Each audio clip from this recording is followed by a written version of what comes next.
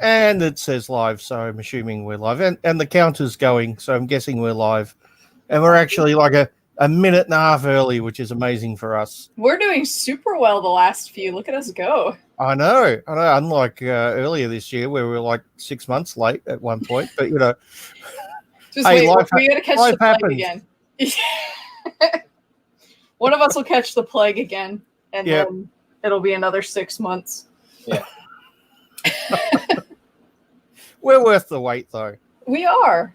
Yeah, and in case the name is not a giveaway, there will be spoilers in this show, so try to make sure you've seen the movies before listening, unless, of course, you don't care, in which case they'll be spoiled for you.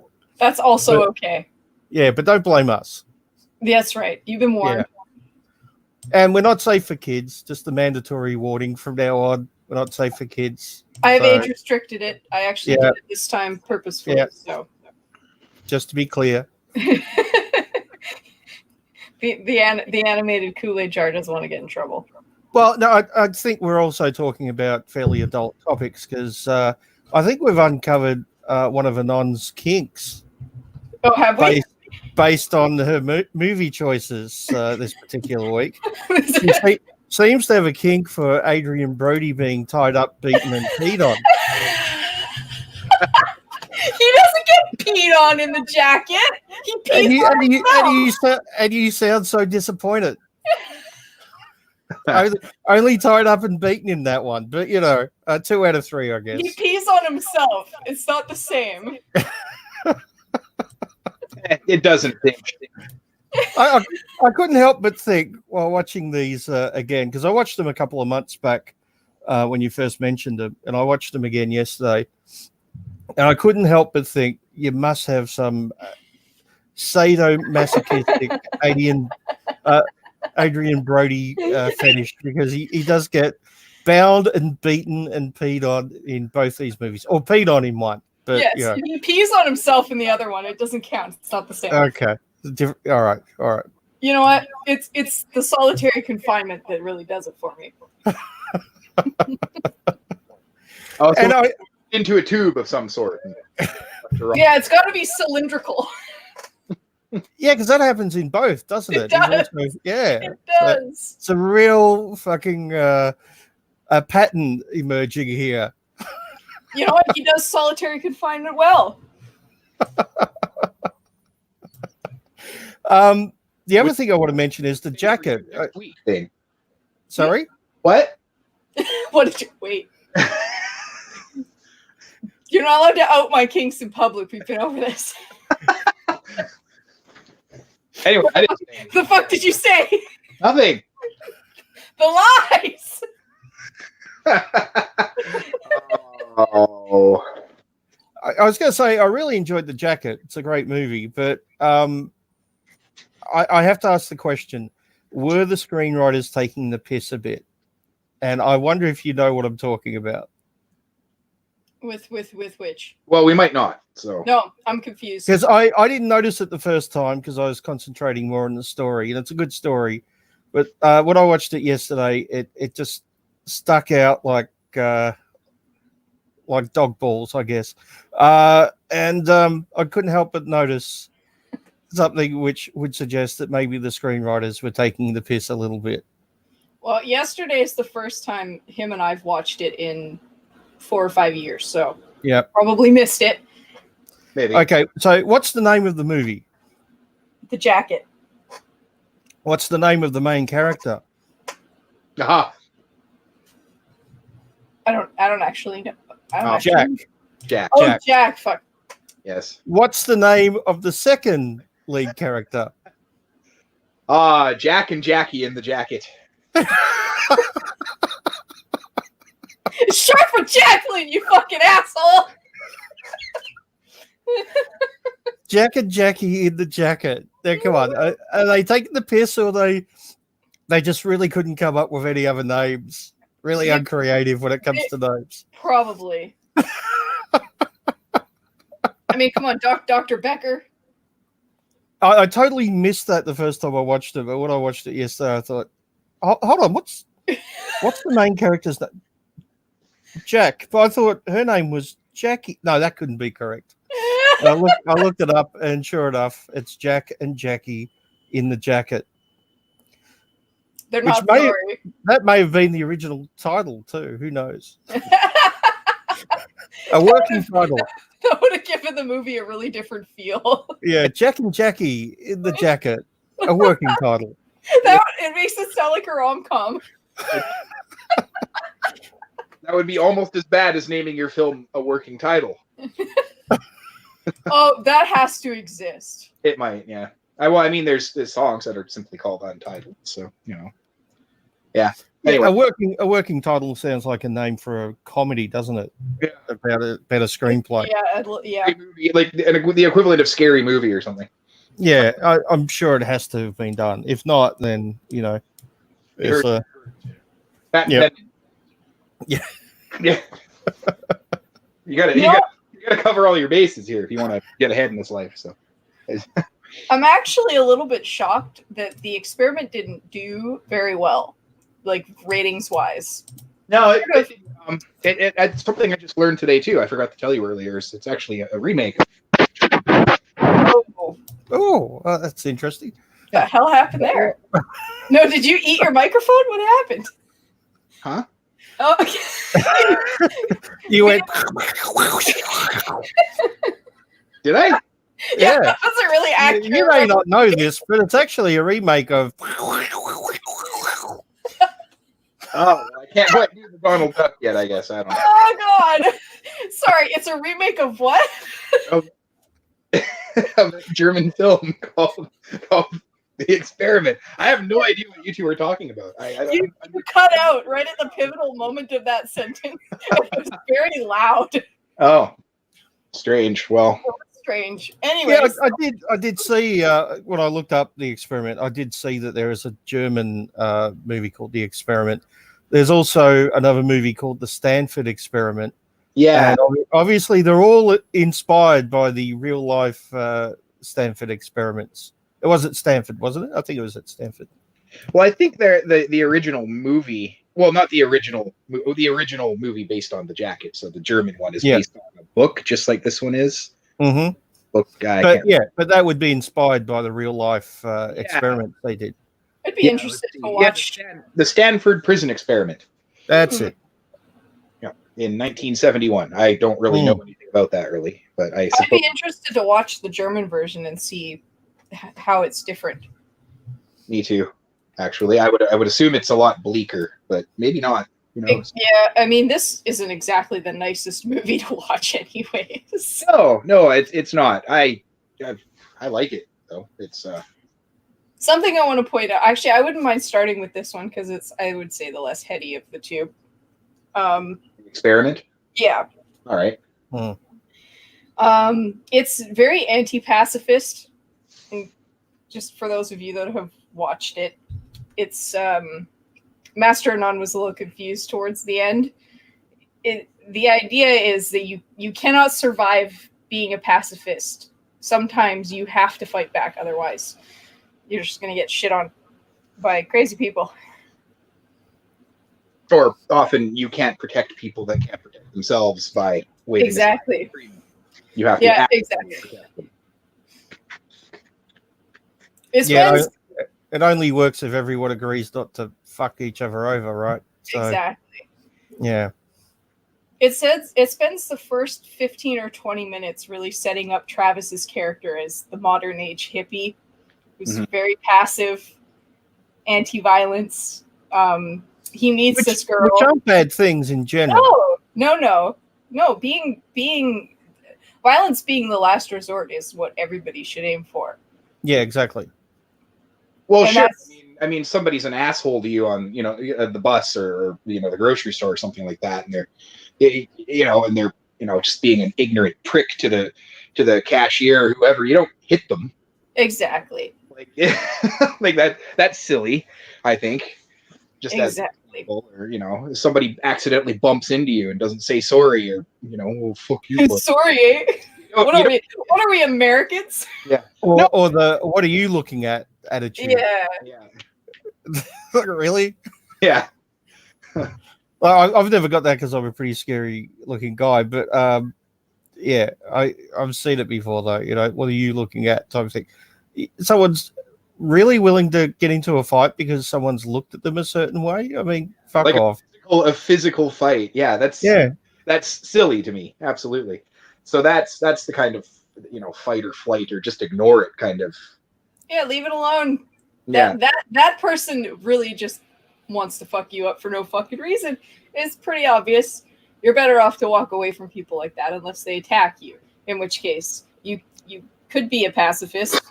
And under normal circumstances, yeah, that's going to get them arrested. But realistically, you should defend yourself. Yeah, well, I think everyone has the right to defend themselves. Absolutely. I think that's the real core message of this film. I don't know about the original intent of the actual experiments, what they were trying to learn, but it's it's anti-pacifist in when you take pacifism to its worst point.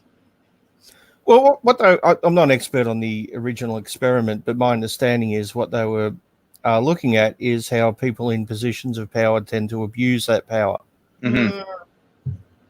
Which I think this movie demonstrates perfectly. So, can we talk about Forrest Whitaker for a second? I was just about to say that character has had absolutely no power over his life, his entire life. It's pretty evident, right? Yeah. And then you put him in a position of power, and it goes to his head. Yeah. Almost immediately. It's fascinating to watch him observe for just a little while. He's really passive at the beginning, and then he gets a little taste. They all listen to him about one thing, and it sets him off for the rest of the movie. He goes fucking nuts. And I don't think you guys have seen The Joker yet, but there's a similar but different thing in that with the main character who's gone his whole life without having any power. Yeah. But similar. That's more about having nothing left to lose and finding freedom in that, as negative as that is. Mm-hmm. Okay, so the movie spends a good 20 minutes just setting up Travis's character as the pacifist, the hippie. He meets a hippie girl. Yeah, his name's Travis, not Jack. So they have hippie sex. Probably dirty and gross. Yeah.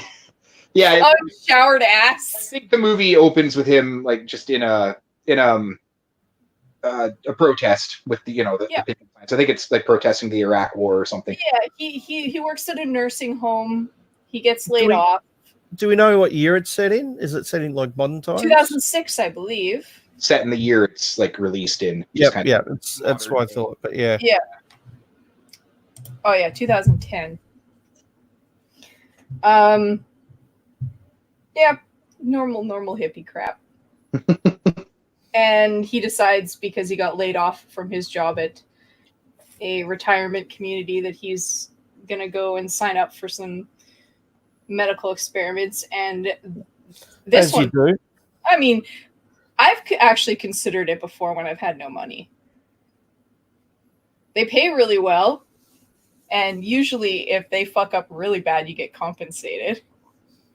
You're great. So, I mean, sign me up. You might be blind for the rest of your life, but you're gonna be fucking rich. Honestly, by the time they get to human testing with anything, it's been really extensively tested to the point where it's pretty safe. Usually. Lots of people would consider it if they really have no money. And this one's paying extraordinarily well. It's paying $14,000 for 2 weeks. So $1,000 a day to participate. Yeah, but wouldn't that be a warning sign? No, it depends. It really depends. I don't know. They get to go and find out exactly what it is before they commit to it. So, I mean, I would go for $1,000 a day. I'd go and see what they wanted before doping the fuck out of it. Yeah, that's reasonable, but I'd be a bit suspicious of someone offering that much money. Medical research pays really well. It's got a lot of government funding. I don't know. It wouldn't raise many alarm bells. I've seen them offer upwards of of $5,000 or $6,000 to test sleeping medication. We have to qualify. Mm. The lack of qualifications required for this particular experiment would be the thing that would make me nervous. Yeah. Because the only thing they require is that you've never been in 30 prison. people applying for it. When you have 30 people applying for it and all 30 of them get in, then Yeah, especially when you hear that it's a psychological experiment and they don't really do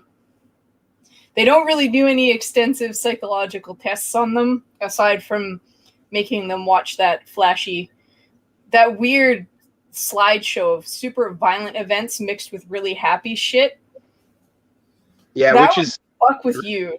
well, yeah, which is I mean I don't know if I can speak for myself viewing it the way they are, being forced to view it, but it's pretty tame. I mean, I saw most of those videos. A lot of them are real. I saw most of those on the internet before this movie even came out. And yeah, they're shocking, but you know, It makes you feel weird. A lot of people would be so desensitized to it that it would hardly affect them. At this point, yeah, but it certainly feels weird because it's mixed together with like really nice stuff, and that's how it starts. Yeah. So it gets you all comfortable. I think it's designed to see how they react. Yeah, exactly. So if they're shocked by it, I guess they're more likely to be, I don't know, put into one category, maybe the prisoners or something like that. Yeah. Yeah, it's really strange how they chose to separate them, actually. So there's I would say there's at least 50 between inmates and prison guards, which is what the experiment is. They are going to isolate them in a prison setting. A fake prison setting and see how they react. With no violence is allowed, of course. Yeah, that went well. They're watching always.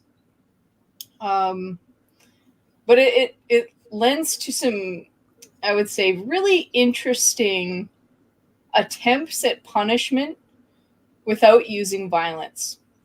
Well, here's the thing. By saying, you obviously have to say that there can't be violence, right? Because you can't have an experiment like this where you have a duty of care for everyone involved, and put them in a situation where you allow there to be violence. So you have to have a no violence policy. But in doing that, you limit the way that the guards can react, because realistically, all the prisoners could just say, "Fuck you! I'm just going to sit here." You know, we're not moving. Then what do the guards do? But they all have a motive, which is different than when you're in prison. They all have the motive of money. Yeah, which I would argue changes the circumstances as well. It does. It certainly does. It definitely muddies and confuses things. But I don't think the idea is to test prison life, really. It has more to do with the psychological impacts of power. Well, yes, sure, but what is violence? That's what I was thinking at the very. No violence. Okay, so just no physical violence, I guess. Are we allowed to restrain? Does that count as violent, or is it only psychological violence is a thing? Yeah, exactly. So they do have truncheons too. So I mean, why give them if they're not allowed to use them? Yeah.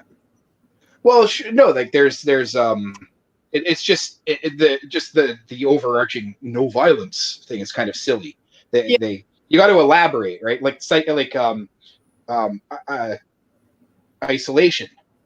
That's definitely a form. It's a form of psychological warfare. It's probably one of the worst things you could ever do to a person. It's one of the most violent things you can ever do to a person. What about tying someone up and peeing on them? That is also violence. Yeah. But some people are into that. Yeah. Well, some people are into getting beat up or tied up and put into a hole too, I bet. So, yeah. Right. But there's a king for everything.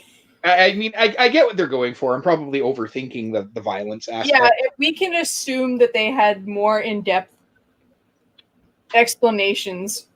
Now, don't forget what was said near the beginning of the film during the interview process, that the prisoners will not have or likely won't have any civil rights. Yeah. So Can you? I just have to ask the question: can you legally do that though? probably not. They're consenting to having their civil rights. Yeah, but I don't know if you Violated. can totally give away your civil rights. Probably not. I think If someone, let's say someone, I don't know, had a fetish of being a slave, right? No, I don't mean in the king sense, but I mean, you know, an actual owned slave. yeah, Could they actually suspend their own civil rights and sell themselves probably. in that way? I think they have the right. I don't think they could. I'm pretty sure you could. I Well, think the surrounding that would be nightmarish in how just how long it would take to even begin to do that. Yeah, as long as they're consenting and anybody who Yeah, would but want to. if someone suspends, let's say they agree to give up all their civil rights, does that mean they can be murdered then? Oh, I would say not. That it doesn't extend that far as we see at the end of this movie. Yeah, but that's my point. Some things you can't give up, even if you want to. I still think there are some civil rights which you can't give up. You might agree not to sue someone, right? But yeah, if murdered, the person who murdered them still committed a crime, yeah, right? Yeah, yeah, exactly. And I would question somebody's sanity if they actually wanted to give up all their civil rights. Yeah. Oh, of course. That's the other argument. You could argue that, you know, a rational person wouldn't do that, maybe.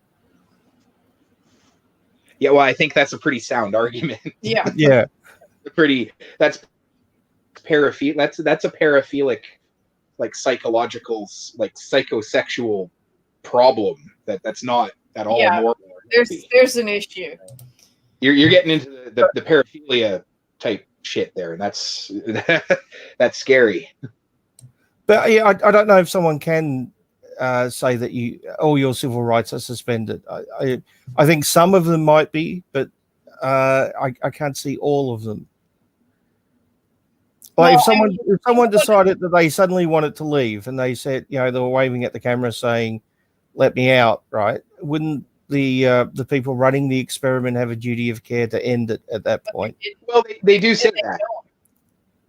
Yeah, but they do say that though. Yeah, absolutely. They didn't and they don't. That's what we can we the end of the film. Yeah, but we can see this progress because they still paid. Well, they didn't want to get sued, obviously. Well, they still paid Barris because they didn't want to get sued. He's still a free citizen. Just he killed somebody. Manslaughter. Money's still his. No. He murdered Benji. Yeah, in cold blood with a billy club. You could argue. You can argue in the court of law that he wasn't totally in control or his normal self because of the circumstances. I'm sure. I don't know if you'd win that case, but I'm sure that's I what would he say would argue. not. I would say I don't know. They charged him with first-degree murder at the end of the movie. Not manslaughter. First-degree murder. It's manslaughter. No, it's first-degree murder. Was it manslaughter? It was manslaughter. It was manslaughter. I guess he didn't. Did they determine that he didn't hit him with the intent to kill him? Well, it wasn't premeditated. No, he clearly didn't on screen. No, it wasn't. He turned around quickly. He didn't even look at who he was hitting and hit him on the head. Fair. That's not first degree. That act in and of itself is not first degree murder. No, it simply cannot be. First degree murder under any circumstances. Has to be premeditated. There would have had to been more thought there for. And even if it is premeditated, he was in a situation of extreme stress. I'm not, sticking up for the guy, but that situation went from, a 3 or 4 to an 11 in 5 seconds flat. So therefore, even if he premeditated it for 10 seconds, it's still not first degree murder. Mm-hmm. It simply cannot be according to the law, at least in this country anyway. And I should hope not, because, Should we describe? We should probably describe the main guards and the main prisoners, I think, before we get too far into this. We have Hellwig, who's the weird guy with the mohawk and the guy liner, who's a prison guard. How would you describe his personality? Devoid. Yeah, goth. Douchebag chic. I don't know. Yeah, he's a little. Yeah. He's just kind of. He's just Follower. Yeah. We A have, type B personality masquerading as a type A. yeah. We have Bosch, who's another prison guard, and he's the only prison guard that maintains his humanity through this experiment, I would say. He's the black guy that eventually turns into a prisoner. Yes, the young black guy. Yeah. We have Chase. I was wondering if they put him in there as a control. They might have. Because all the others were somewhat Yeah. arrogant and dominant and likely to let the power go to their head, even if they weren't dominant in their normal life. They were likely to become that way. Given the opportunity, given the opportunity. But he was the exact opposite. He kind of stood out, and I can understand that from a writing point of view. But I wonder that in universe explanation whether he was put in there as a control to see how he would react. It would make sense given the one prisoner too, Mm. because most of the prisoners are pretty docile, except for that one guy. So that guy, the black guy, the elderly Nazi. black guy. Oh, okay. But the elderly black guy was the first one to really stand up for himself. Yes. Yeah, but he's still very passive. I don't think he would have pushed it much further than demanding some respect. And then whenever I'm not saying he would have, but he kind of stood out amongst the other prisoners because. Well, yeah, Travis eventually they all had their limits. They all got pushed to a point. But he was really the first one to speak up for himself. The former prisoner, the former real life prisoner, he was happy to just go along because he had previous prison experience. Yeah, he'd seen all this before, I'm sure, to a lesser extent, obviously. So he knew not to cross that line. But the elderly black guy, he was demanding of respect, and that probably wasn't the wisest move, considering. Probably not. No, probably not.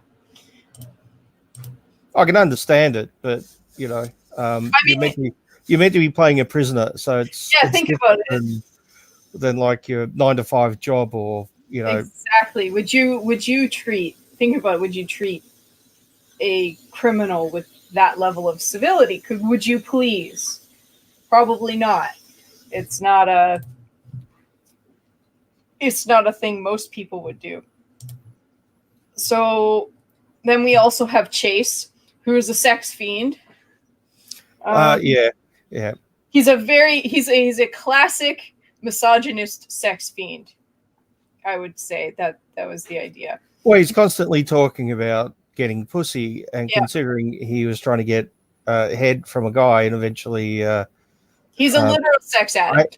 Anally raped him. I have to wonder whether he was a sex addict or maybe secretly gay. And I think a little bit of both. All the talk of pussy was just a way to cover that up.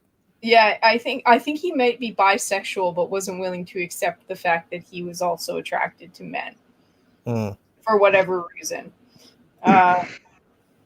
He's probably one of the only ones I actually started to feel bad for until the end, obviously. And then we have Barris, who's a 43-year-old incel. Lives with his mom. Forrest Whitaker, yep. Yes, Forrest Whitaker. He lives with his mom, who's very degrading, very controlling. Like, when I say he lives with his mom, he lives inside the house with her. There's no separation there. It's very we get the sense that She's very demeaning. What does she call him? Shit for I don't brains? remember. Shit for Something, brains, I think. Uh, The well, only once line again, she has.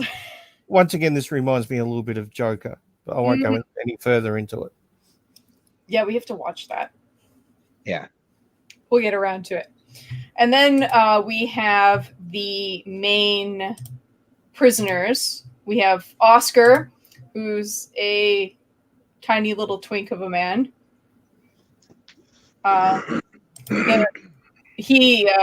Chase is obsessed with him pretty much from the get-go. Tries to get him to expose his front when they're being hosed down upon entering the prison. They're all getting hosed down, but he tries to make him turn around even though nobody else did. And of course we have his little sidekick, Pretty Boy, telling him to stop being gay. And I think that's a setup for his. He's very much suppressed his sexuality. Mm-hmm. He might actually be very gay.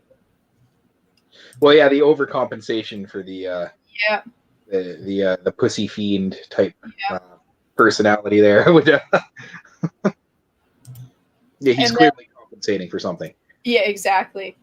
And then we have Governor, who's that older black fella, who's a prisoner. Travis, who's of course our main protagonist. Benji, he's a chubby little nerd. He writes graphic novels, not comics. Novels. Not comic books, graphic novels. Yes, very, very different things. Super important distinction. He's created a Superman or a superhero called Flyman. Mm-hmm. And he can fly. And he can fly, and that's all he can do. And he's very upset that that's boring to people now. How jaded! How dare you? I wish I could fly. Yeah, he has a point. Yeah. He gives that guy shit. Like, so he's a human who can fly. Yeah, think about that for a minute. Yeah. What do you mean? Is that all he can do? I wouldn't want to do it when I'm drunk, but it would come in handy.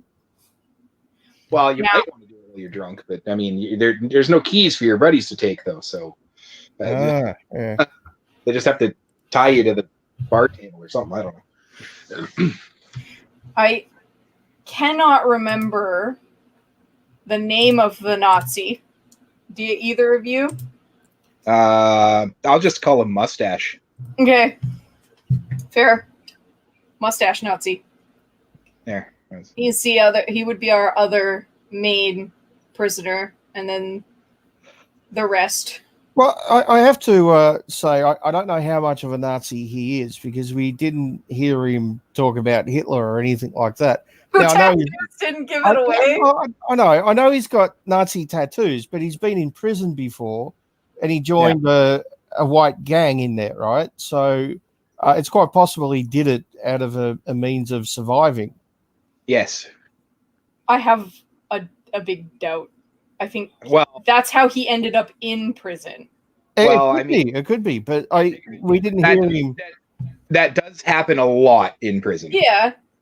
We didn't hear him say anything racist or anything pro-Nazi. But he also doesn't say anything. He keeps his head down and sort of keeps to himself and doesn't want, because they're being recorded all the time.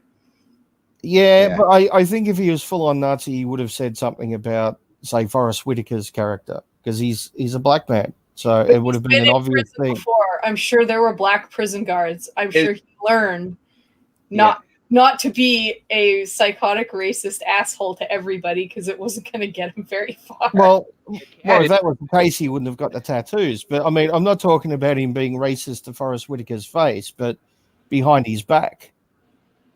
Yeah. He could have very easily said something. They're snitches, man. His name is Nix. Nix, thank you. He got in for doing something in prison that wasn't exactly, something that you would survive in prison for. Mm-hmm. Yeah, there are a lot of people that would join the closest gang that would talk to them and be like, yeah, I'll get that swastika tattoo. Mm.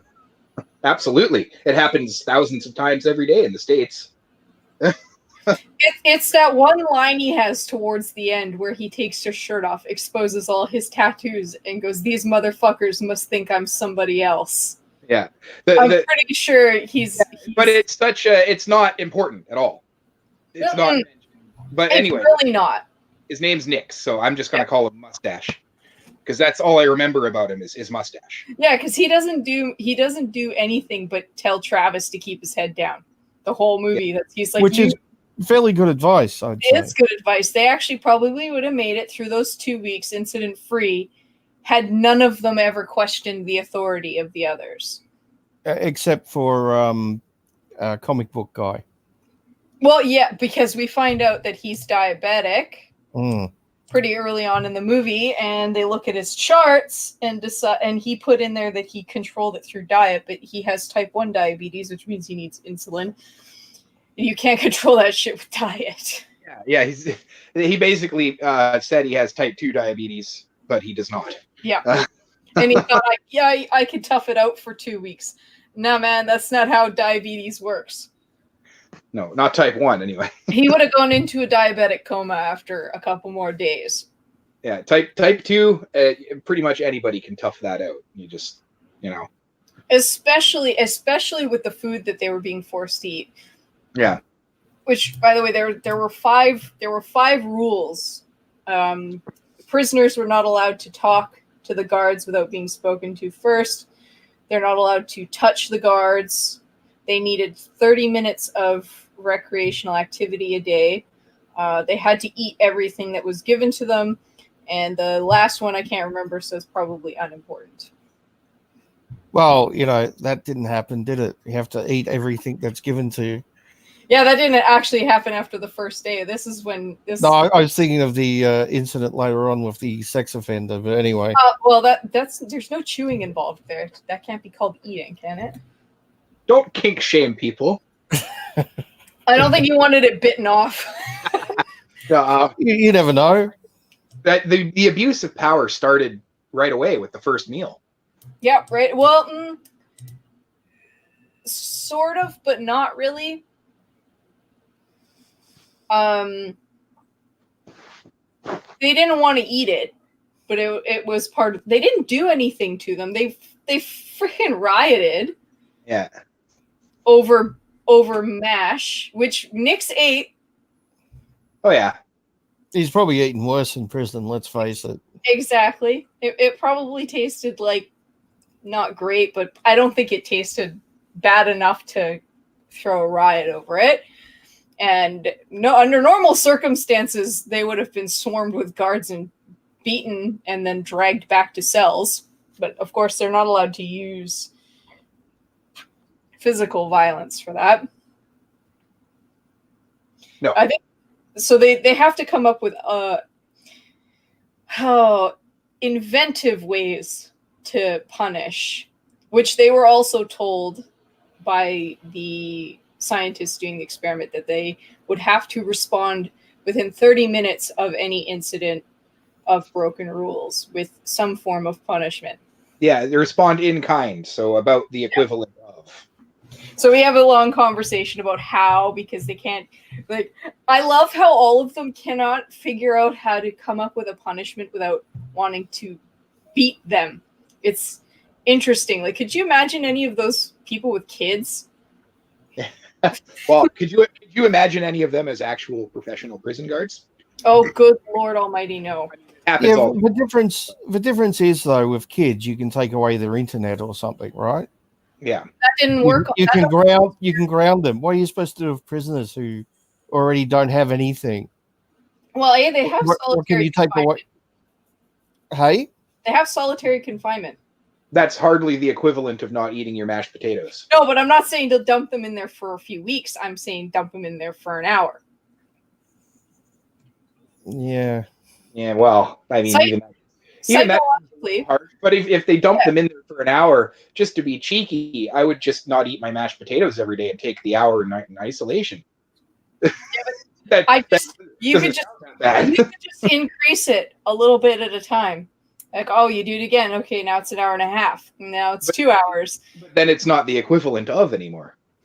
Sure, it is. It's prolonged. You're at that point given a choice. You can either do what you're supposed to do, or you can choose the hour and a half, 2 hours in solitary confinement. Mm-hmm.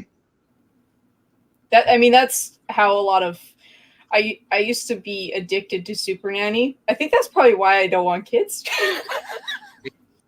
I used to watch that all the time, and a lot of kids won't respond to having stuff taken away from them.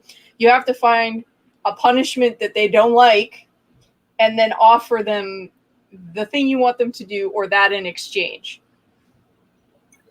It also gets rid of guilt on the parents, because there's parents that feel guilty punishing their kids for some reason.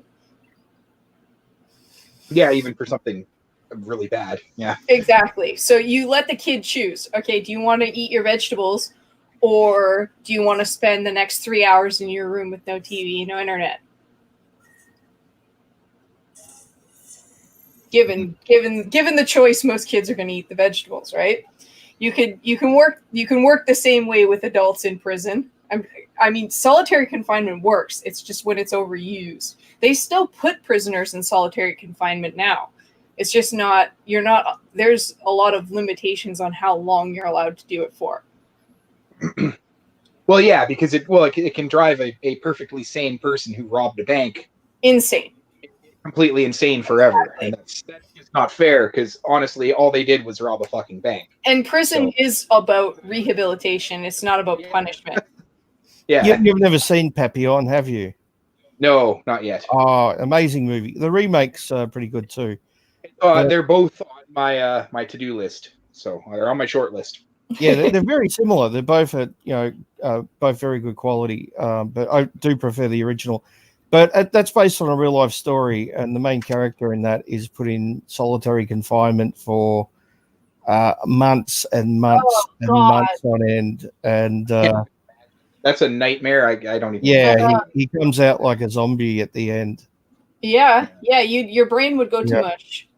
We are social creatures, and I think that's probably one of the most universally accepted nasty things you could do to a person is solitary confinement.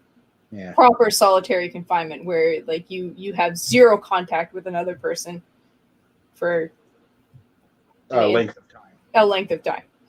Got an hour in solitary confinement for most actively minded people would be torture. Yeah, well, I think so. I mean, you and I like to spend a lot of time alone. I certainly, when I lived alone, I spent a lot of time alone, but that was also of my own volition. I can only imagine.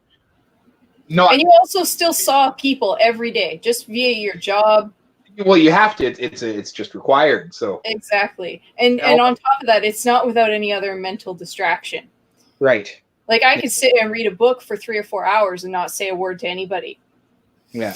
Yeah, I mean, even if you're living in a cabin in the woods, right? You still have nature. You can go out and walk amongst it, and there's always being possessed by the elder gods too. So that's exactly. Somebody's always with you, and that's solitude. That's not solitary confinement. Yeah, solitary confinement is the removal of any mental stimulation.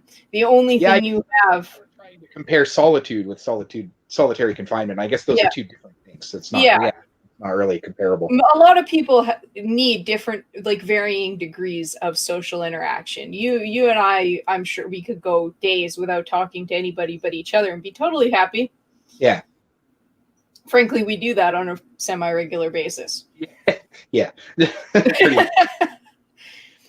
So yeah, most people, given it's the lack of anything to do. Imagine sitting in a single spot and doing nothing. Like no book, no TV, no stimulation whatsoever. Just your thoughts and nothing else. So it'd be like having a government job then. Yeah. At least they have to pump numbers. I mean, I've actually done that.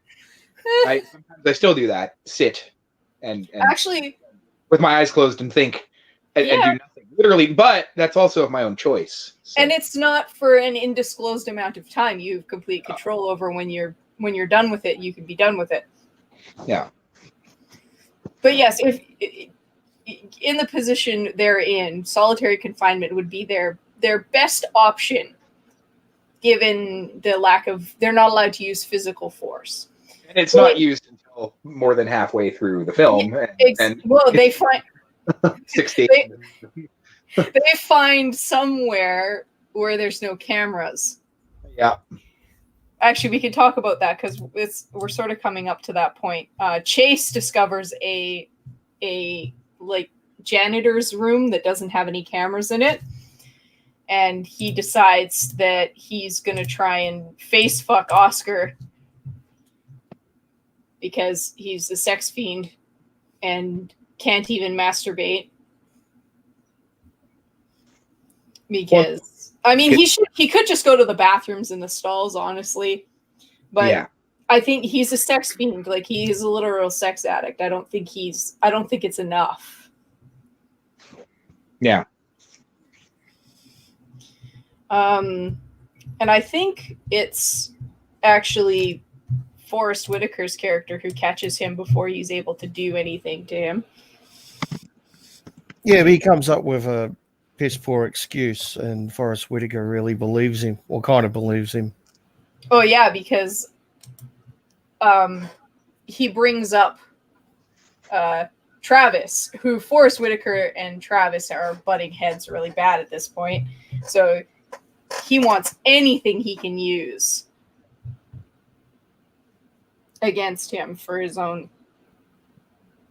Oh, any little thing. Yeah, he's looking for something at this point. So it is Forrest Whitaker's character who comes up with the first psychological punishment. So they all come busting in with fire extinguishers, wake them up in the middle of the night, scare the crap out of all of them. Yeah. I don't think did they actually do anything the first time? Didn't they take Travis aside? Yeah, they handcuffed him to the outside of the cell. Yes, and left him to sleep out there. And then Benji wakes up and he starts calling for water something because he's having hot flashes. Yeah. And Travis asks him what's wrong, and he's like, he's trying to talk to him, but the guards are being dicks, so he just goes and lays back down. The next day, he can't come out for the mandatory 30 minutes of exercise, recreational activity, because he's going into a diabetic coma. Yeah. And what? The awkward boner that Whitaker's character. Oh, sorry. Yeah, I forgot about that. After the first show of power where everybody listens to him and does his idea and they're all congratulating him, he gets aroused by the power, like sexually aroused by it. In the bathroom and looks in the mirror looking all proud, and then looks down and he's got this raging hard-on. Yeah. So that's a psychological issue that is clearly underlying. Oh yeah. He's got a screw fucking loose, and somebody just tightened it for him.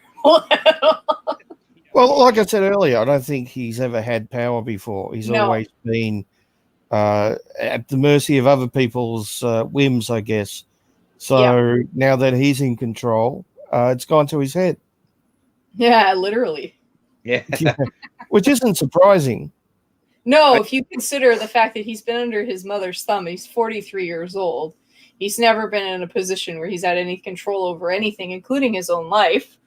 And now all of a sudden he's in a position where there's a group of men congratulating and praising him for his ideas. Yeah, he's essentially become the leader at this point without even trying. Yeah. All right, so we're Benji is going into a diabetic coma. He's in bed. He just says, I control it with diet. All I need is a piece of, like, a Twix bar. I just need some candy. And of course, they're not going to give him anything because they're all power hungry and crazy. They look at his file and assume that he's a type 2 diabetic, which is his own fault. He did lie. Yeah. because he probably wouldn't have qualified. The idea of bringing needles into even a low security prison, having the prisoners with access to needles, probably not a good idea. Probably not. No. So Travis, at lunchtime, sneaks him a piece of bread and goes, "Look here, eat this, you'll feel better. Like, this will turn to sugar right away, you're going to be fine." Yeah. And Benji goes, "Well, that's not going to turn to insulin." Yeah. And at this point, like a normal human being, Travis is freaking out. Well, yeah, this guy's gonna die. So Yeah. And he goes to Forrest Whitaker's character. I think he tries to appeal to him first. Yeah, I think so. And this is when he gets gang pissed on. Yeah. Yeah, he throws a huge fit about him not being able to do what he needs to do. Undermines his authority in front of everybody. And then they all get drunk later, and Forrest Whitaker decides, okay, we have to deal with this. Somehow we have to deal with Prisoner 77's attitude. And they drag him out of his cell in the middle of the night. And make a German porno movie. There's not enough Aryan cock. Not enough Lederhosen. That's right. Not enough shit either. Golden showers are Trump's profession. Profession? I mean, yeah. Is that how he made his money? I mean, yeah. Oh. Is that why they're called golden? Oh, okay. But I mean, of course, Travis is still in a position where he thinks they can't do anything to him except, bump their chests, basically. They can't do anything to hurt him. So he's still being defiant. Yeah. Which, again, he's a normal person under these circumstances. This fucking guy's gonna die without his insulin. Yeah. So they've already shaved his head, we should point out at this point. Yeah, they've shaved his head. And again, in an attempt to demoralize him. Mm. And it's not working because, of course, he knows that they can't do anything to him. At which case, Forrest Whitaker snaps and pushes the chair over. And I can't believe that Travis doesn't pass out from the impact of his head hitting the concrete. Oh yeah, no, it's awful actually. Yeah. I would say that would count as violent. Yeah. But of course, I think this is the point where we kind of find out that the scientists aren't really watching them, or if they are, they're not going to intervene. Yeah, you have to wonder if someone's watching 24 hours a day, or whether they're just collecting data, or whether they're willing just to let things go and see how far. I think they're watching and letting it happen. If you want my honest. That's a nightmare waiting to happen, as we see. That turns out, but it's not very wise, not unless you want to get sued. Oh, we should point out that Forrest Whitaker's character is super religious too. Yeah, he was carrying around a Bible everywhere with him. Yeah, very religious, and he started worshiping the red light on the wall. It has quite literally become his new god. The red light hasn't come on, so we've done the right thing. Yeah, exactly. And Travis at one point tries to appeal to the people, the scientists. Actually, this is, I think, what really sparks this whole meltdown here, because he drags him off. It's, "Don't you dare talk to them. I'm the only one that's allowed to talk to them." Mm-hmm. So he knocks him to the ground and then proceeds to start pissing on his head. And the less sane guards join in, and a handful of them leave, because most of them are just sort of there. Yeah, I think 3 of them piss on him. Maybe 4 of the 6. Yeah, 4. I believe it's 4. Yeah. And of course, this is the breaking point for Bosch, who comes in and says, if anything like that happens again, I am out of here. Yeah, which will end the experiment immediately. Yeah, because he's a normal fucking human being. Yeah. With very minimal or no sociopathic tendencies. So Yeah. You can clearly see that Travis has concerns about Benji dying. Yeah. And he's not trying to be a purposefully antagonistic. He just doesn't want Benji to die. Well, yeah, that's just basic human empathy. I mean, I wouldn't want the guy to die either. Exactly. Just So they throw him. Actually, they walk him calmly back to his cell because for the moment they've completely broken him. Yeah, they actually did break him. Yeah, he's broken. Back to his cell and cries because He tries to wash the piss off first. And then he's not crying yet. He punches the wall. Yeah, I mean, imagine he's angry now, but yeah, imagine going through that shit. Yeah, exactly. It's the next thing I think that turns him into a crying mess on the floor. Yeah. So Travis decides he can see that Bosch is a reasonable guy and starts trying to appeal to him in under the radar. And Bosch goes, I can't do that. And Travis starts offering him money. And at a point he just goes, you know what? I'll go and get it for you. And I don't need you to give me any money. Because he can see that Benji's probably going to fucking die without his insulin. Yeah. So he goes and he gets the insulin. And he gets caught. Because of course he does. And I think at this point, Forrest Whitaker's character is terrifying. He's terrified. I'm terrified of him at this point. Oh, yeah. Yeah, he's completely... He's lost it. He comes in, and of course, Travis is scared of him because you should be at a guy that pissed on your face, and gives Benji the insulin and says, we need to talk about this later. Which, you almost think he's come back to reality, but yeah, not quite. Not quite. Not quite. So they drag Travis into the bathroom where Forrest has shaved his head nice and smooth. He's in the process of just finishing.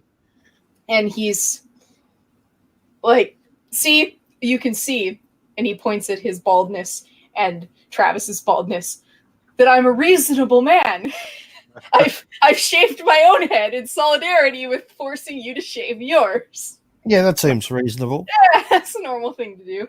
And he's begun very meticulously trimming his beard, but it's not meticulous at all. It looks fucked up, but he won't stop trimming it. Yeah. Like it's like a deep-rooted habit now. Yeah, it's like it's like his facial hair can't be perfect enough. So he just keeps trimming at it and trimming at it and trimming at it. And Travis is still defiant, and he says, you need to take your money after you get out of here and check yourself into a hospital and get help because you're fucking nuts. Yeah, you're fucking crazy, clearly. Why would you poke the bear? Like, what? You're stuck in this place, for all you know, for another week and a half with this crazy person.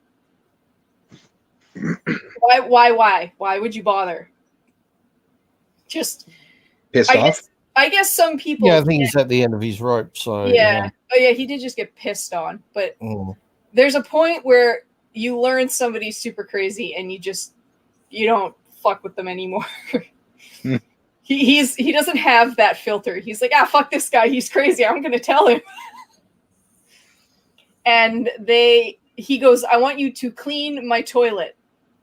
And he's like, come on. No. And they have a back and forth where Forrest Whitaker's just looking at him going, toilet, which sounds funny, but it's not. Yeah. I want you to clean my toilet. You halfway through the break into song and it's become a musical at this point. But it's so Clean fucking, My Toilet, the musical. That's a Yeah. good show. it's so unnerving. Like, and then of course they drag him in there and they start shoving his head in the toilet, which is covered in shit. Yeah. And he pukes in it and they shove his head back in because Forrest Whitaker wants him to say the So words. it is like a German porno. It is, yeah, it's definitely gone there now. Yeah. Forrest Whitaker wants him to say, I am a prisoner. He just wants him to acknowledge that he is beneath him. Because he needs it.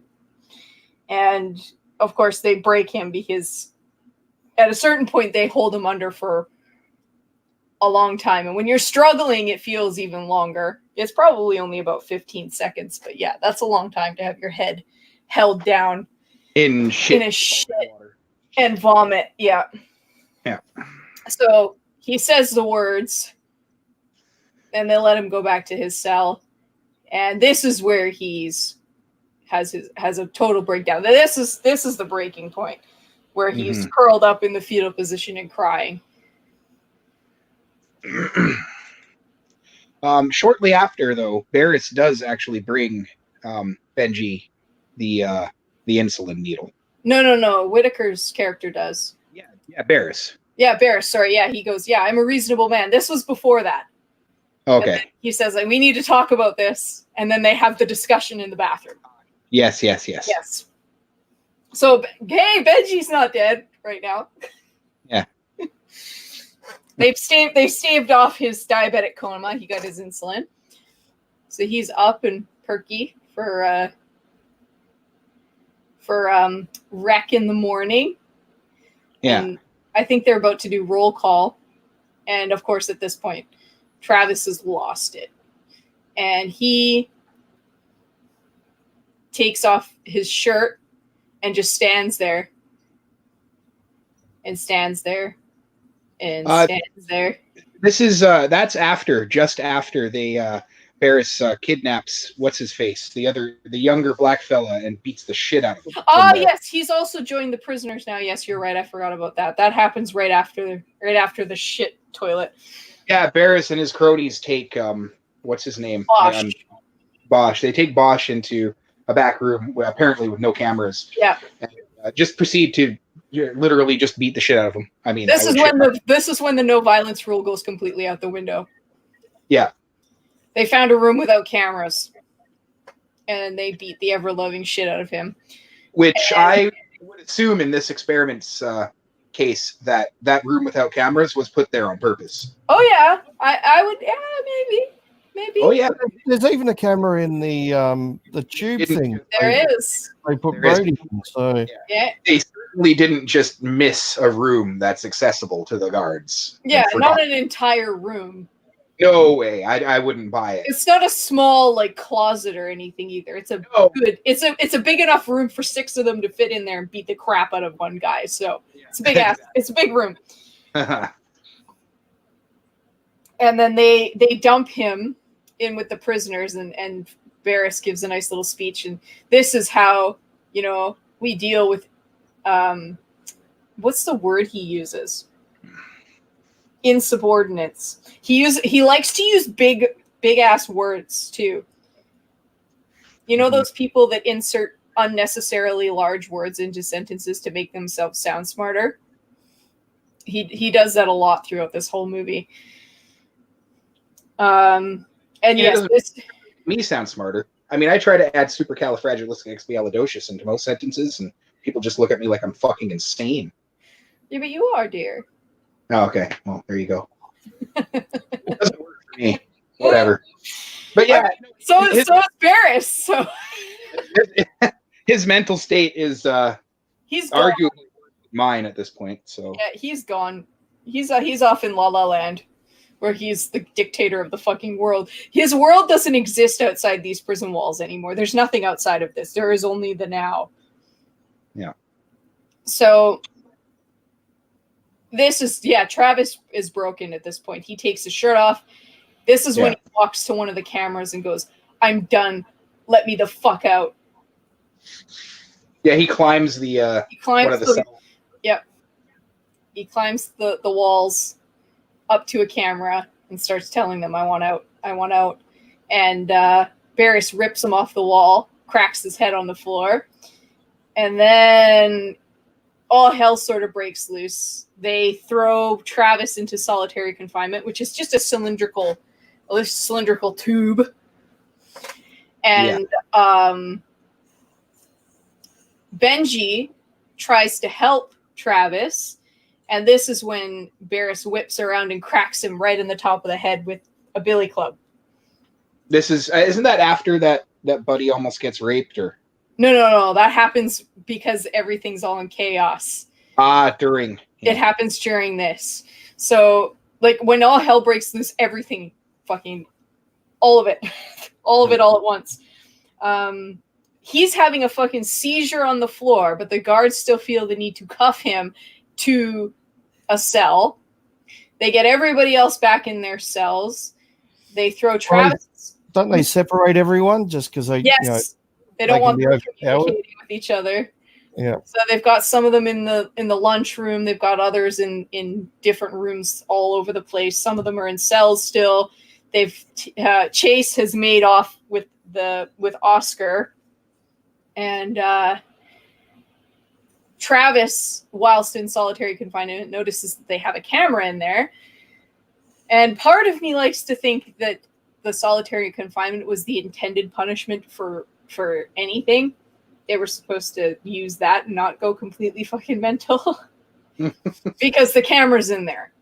Well, it's like an old factory which they've just set up as a prison, isn't it? So that's just, I guess, a piece of old equipment.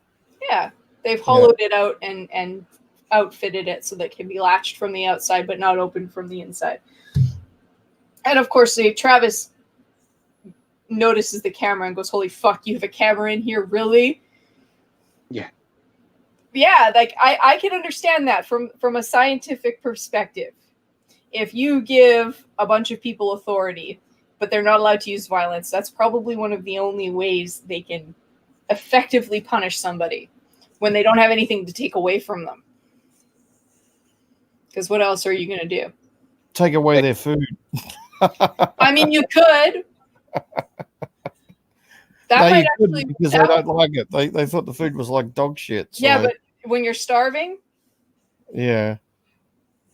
I mean, you could do the thing they do with kids and lock them in a room alone until they eat it. They do that with kids, really? I mean, I had to sit up for quite a number of hours in front of food a couple of times growing up.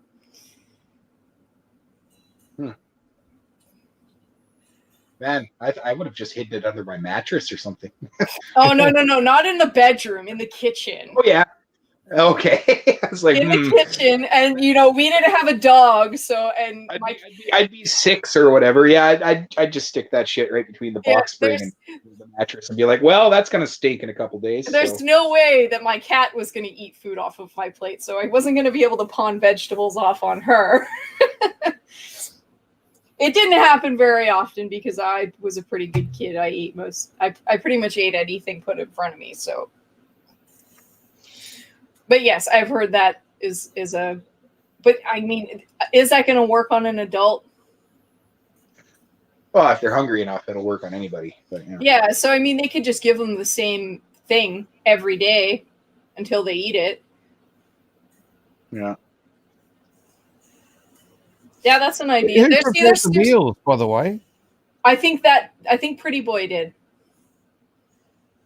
Okay. I'm pretty sure that was what he was the lunch lady. That sounds about right. Pretty Boy with the mohawk was the lunch lady. I know he was serving it, but I'm wondering how they prepared it. Did it just come in pre-packaged containers, or it could have been in drums and they just heated it up. I mean, it's completely unimportant to the plot, but I think of things like that for some reason.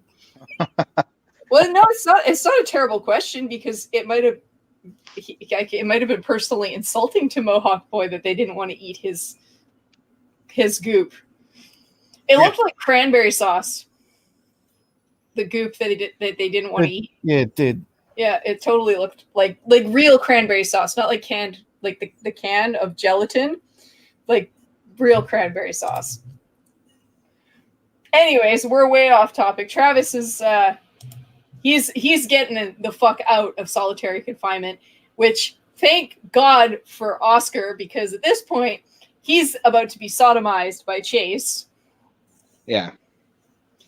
And Travis uses his bracelet, which there's no way in hell for this experiment he would have been allowed to keep.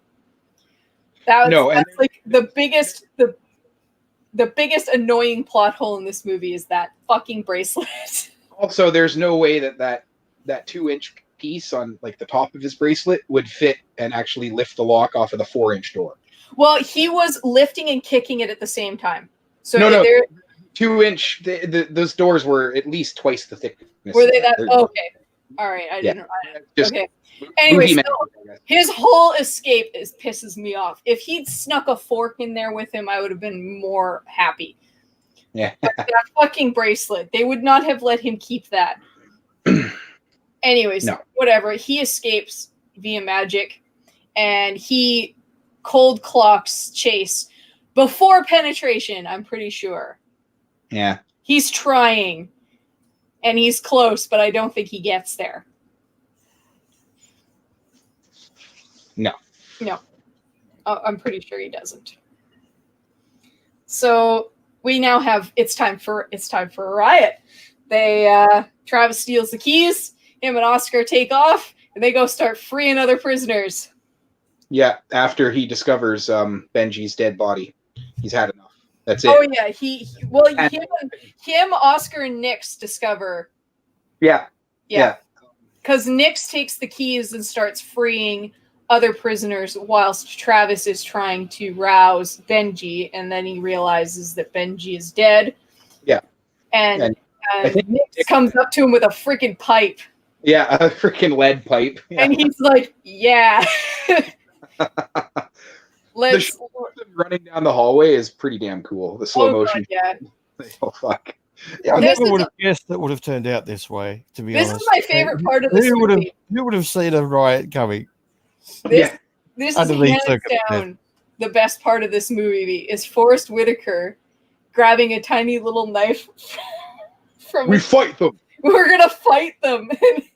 And everybody else is like, no. Dude, they outnumber us 2-1, and they have pipes and all number of long-ranged heavy things, and everybody takes off except Barris, and he's standing there with his knife while Travis is breaking the bulletproof glass on the fucking door. Yeah, he's mad enough to break bulletproof glass with a pipe. Yeah. And I think at this point, Barris realizes he done fucked up. And they all take off running, but Barris is still trying to rally the guards, going, holy shit, guys, if you leave right now, we're all going to lose all of our money. He's still got his little fucking knife, too. Yeah, he does. He's got his little knife. He's like, come on. And then they are fucked. We see there's a lot of fists. There's a lot of bludgeonings. It's great. It's everything you want a prison riot to be.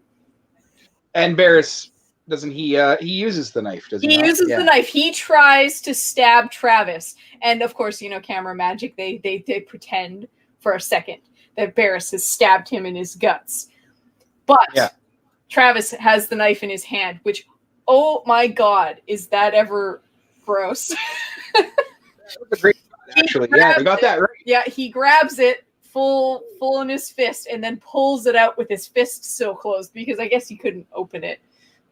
No, there's no way. It wouldn't let you open your hand. Exactly. There's no way. So he pulls the knife out. He looks at it. He doesn't use it, and he just starts fucking wailing on Barris, wailing on him. Yeah. And it's fabulous. just straddles him and just beats the shit out of his It's head with his fist. super cathartic because we've spent this whole movie watching this little pissant waggle swagger his cock around this prison for an hour and a half. Yeah. Well, an hour, but still. Yeah. It's just really nice to see him have his face impaled with fists. It's very satisfying. And at this point, the red light starts flashing. Finally. I wonder why. It only took a death, an almost rape, a guy getting gang pissed on. None of that. No, that's all okay. You know, the murder, yeah, that was okay too. But we can't have a riot. That's not allowed. Well, someone could have been out at lunch or, going to the toilet when all that stuff was happening. Somebody could have been hurt. They could have been surfing the internet, and they weren't looking over at the screen. And I think they were letting it go. Yeah. I personally, if they were either going to monitor it 24/7 or they weren't. So I think they were monitoring it and they just let it go. Yeah, I tend to agree. Yeah. Because it would have to be awfully fucking coincidental for them to miss all of those incidences. Well, especially considering that it's been 7 days at this point. Yeah. So, yeah. So I love when the gate opens and they all just stop. They all stop pummeling and beating the shit out of each other. And just go sit up. Walk outside and they just go and sit on the grass. Yeah, because the circumstances have changed. So yeah, the outside world's back in. Mm. So they're all under the impression they've all lost their money, but they all get paid. And Nix has some final parting words for Travis, and he says, you still think we're better than monkeys. And he's like, yeah, because we can at least punish this fucking asshole. We can, yeah. I still can't believe they paid him and they didn't just show up with an ambulance and cops. Yeah. It was all on camera. That flabbergasted me. It still does. That they fucking paid him. I'd actually be interested about the real experiment if that actually happened or if this is completely dramatized. Well, I think a lot of it's probably dramatized. Like, yeah, I don't think anyone was killed in the real experiment, but they did have to call it off after a couple of days because only a couple of days. Well, I can't remember. It might have been 3 or 4 days because people were starting to take it too far. Yeah. That Have fast. a look at the wiki. Have a look at the wiki. It should say how many days. Oh man, They didn't finish it. Let me put it that way. This makes me want to recommend a book to everybody if you really want to see inside people's heads. Stephen King always does this really well, but I think one of his best is Under the Dome. It's the TV series is garbage. It's so far removed from the book. The book is fucking amazing. Yeah, the TV series has about 10% of what the book has in it. So yeah. So it takes a real hard look at what would happen to a large group of people if they were completely cut off from the outside world. It's very, very interesting. Just like I find this movie very interesting. That's why I'm shocked it didn't do very well. Mm. Like I don't know if it lost money, but it certainly didn't rate highly. Well, no. I mean, it's not on anyone's top 10 list. Let me put it that way. No. It is a good movie though. Yeah, it's certainly very interesting. I mean, And the topic's very interesting too. Yeah. Adrian Brody and Forrest Whitaker make this movie really wonderful. I think if it was cast a little different for a lot of the other characters, it would have been more watchable. Some of them were not great. well, I think Forrest Whitaker makes the movie. He does. He carries it. Yeah, just in and of himself. Yeah. I could have. That's fairly common with Forrest Whitaker though. Yeah. Yeah, that's pretty common. That's not really saying much considering, a lot of movies he stars in or even just in are made better by his presence. So, I genuinely could have done without Pretty Boy. He was the most. Every time he was on screen, I couldn't take him seriously because really, was he going into the bathroom and moosing and putting on eyeliner every morning? Really? Yeah. Yeah. Oh yeah.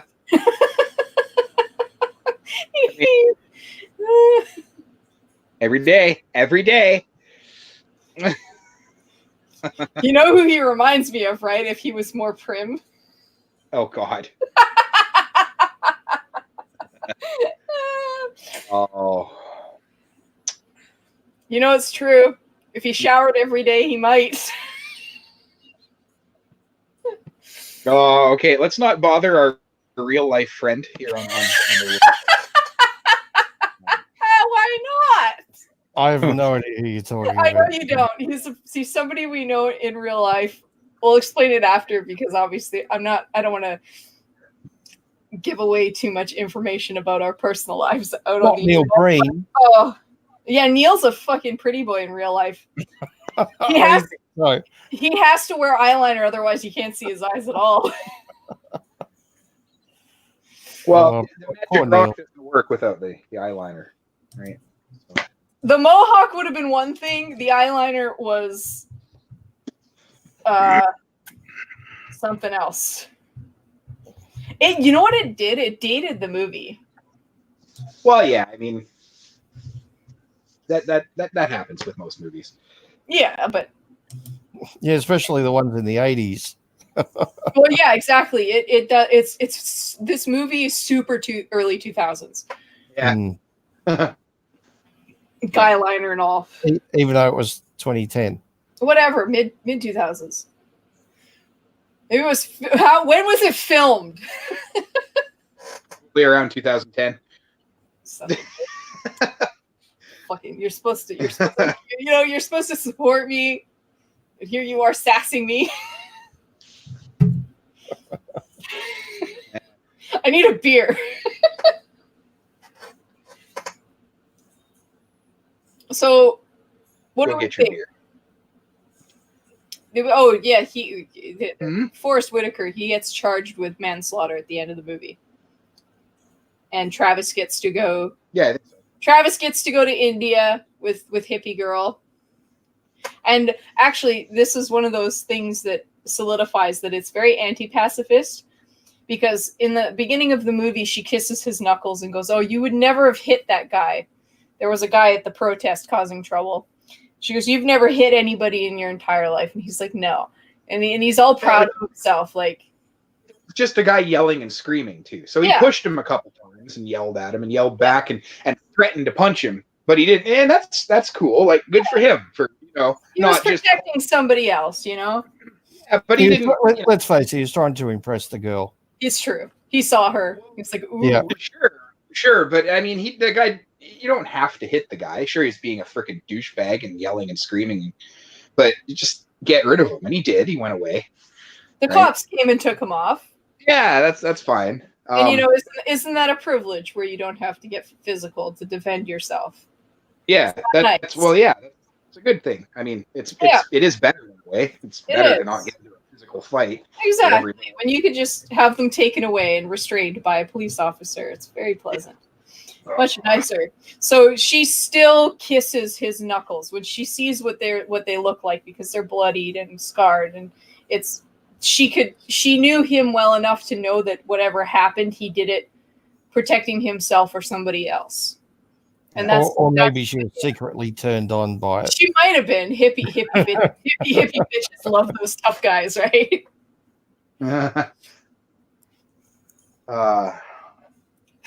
They should rename this movie Soft Lib. Soft Lib goes alpha.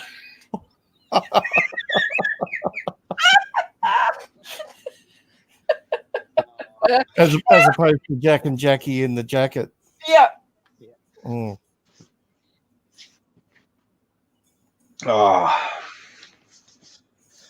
Yeah. So anyway, what do we all think of the movie? Good. I like it. I like some of the performances in it, and I think the topic is an interesting one.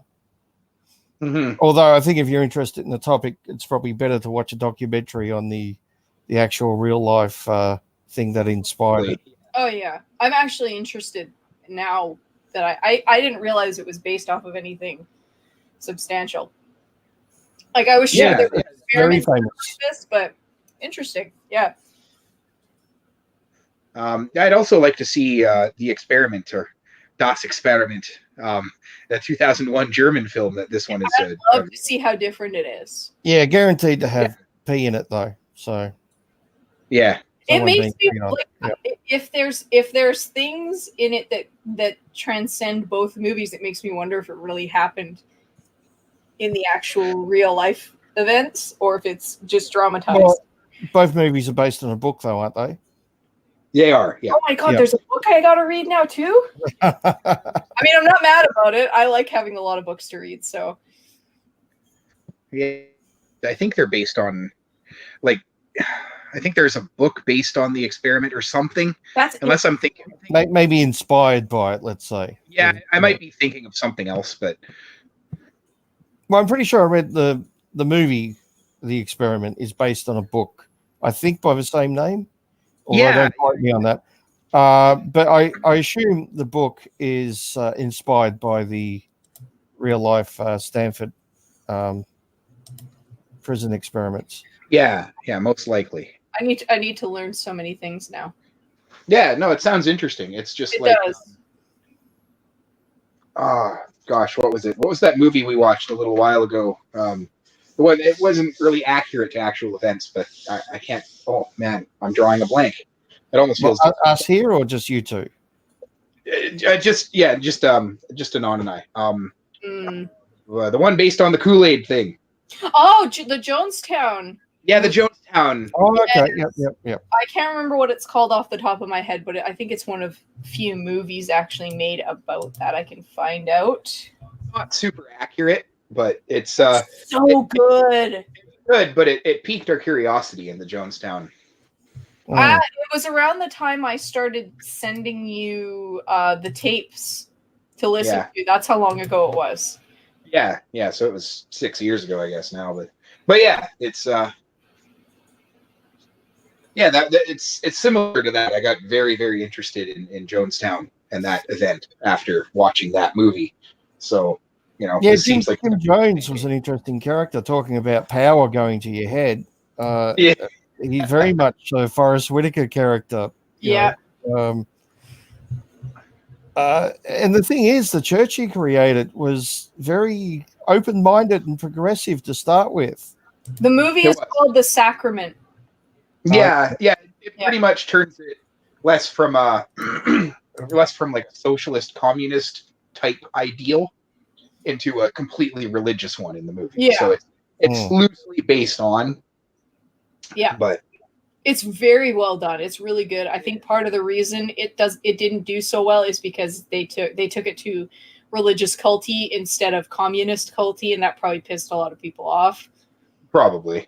I mean, But it was the very movie's really good. It's found footage in a most way. of it. It's about 50%, shaky cam found footage. Yeah. They go in to film a documentary about the town. Okay. And they escape, which obviously nobody escaped in reality. So, but it's very well done. Well, in reality, a senator went down there to investigate. And then was killed, I think. Yeah. Nobody And, escaped. There was a few people that left. everyone said to him, "Oh yeah, it's great here," but in secret they were slipping him notes and shit so get us out of here. Yeah. And he went to leave the next day, and I think he was about to board his plane, and some of them came out and, if I remember correctly, shot him and his party. Yeah, they did smuggle one kid out. The parents did. But the scary thing about Jonestown is they convinced everyone to basically watch and dob each other in. So, well, yeah, they all went voluntarily. No, but someone might come to you and say, I want to get out of here. It's crazy. You wouldn't know if they're telling you the truth or whether they're baiting you to lure you into a trap. Yeah. or it's Oh, scary stuff. the sense of paranoia that an individual would have if they actually wanted to get out. Yeah. I love psychological experiments. I still, after we watched that movie, I sat and I listened to a whole bunch of his tapes, and you can actually hear him go crazy if you start from the beginning and then work your way along in linear order. He had a tumor, and it was pressing on parts of his brain that was also making him go crazier. Yeah, Jim Jones was fucking crazy, all right. But like I said, he started out with noble intentions. Yeah, he was normal having crazy. a church which would invite anyone in, and He was normal crazy at the beginning. He wanted to live in a small little self-contained city, basically. So I'm talking about before that. They were a church in America for years before that. And then they purchased land. Where was it? In Russia? Yeah. No, it was in South America. I'm trying to think of the name of the place, but it escapes me at the moment. They wanted to go to Russia. They kept requesting to go to Russia, and they kept getting denied. And if you're interested, you should listen to the tapes. It's really interesting to listen to him go crazy. And some of the people who were... I have heard some of them. Yeah, some of the people who were in but didn't follow him to the isolated place said that the tumor was pressing and making him go, like he was so out of it by the time the Kool-Aid came that like he was completely slurring his speech. He sounded like he was drunk all the time. He went from very articulate and well-spoken to sounding like an alcoholic. It's really scary to listen to it because all those people loved and revered him so much that they followed him even though he was clearly going like quite literally insane from something that wasn't normal. Because when somebody starts slurring their speech, you ought to know that something happened, like they had a stroke or something. But no. Well, they were promised a better tomorrow, and I can't remember how he managed to get them all to kill themselves. I think he told them the government was coming for them. I think a lot of them didn't know it was poison too. So they were all talking about it. Listen to the tape again. They killed all the children first. So they wouldn't have to watch all their parents die, but they didn't use enough cyanide. So it was painful. It took a really long time. Like there was a lot of people who were alive for a couple of hours after drinking it. Oh God.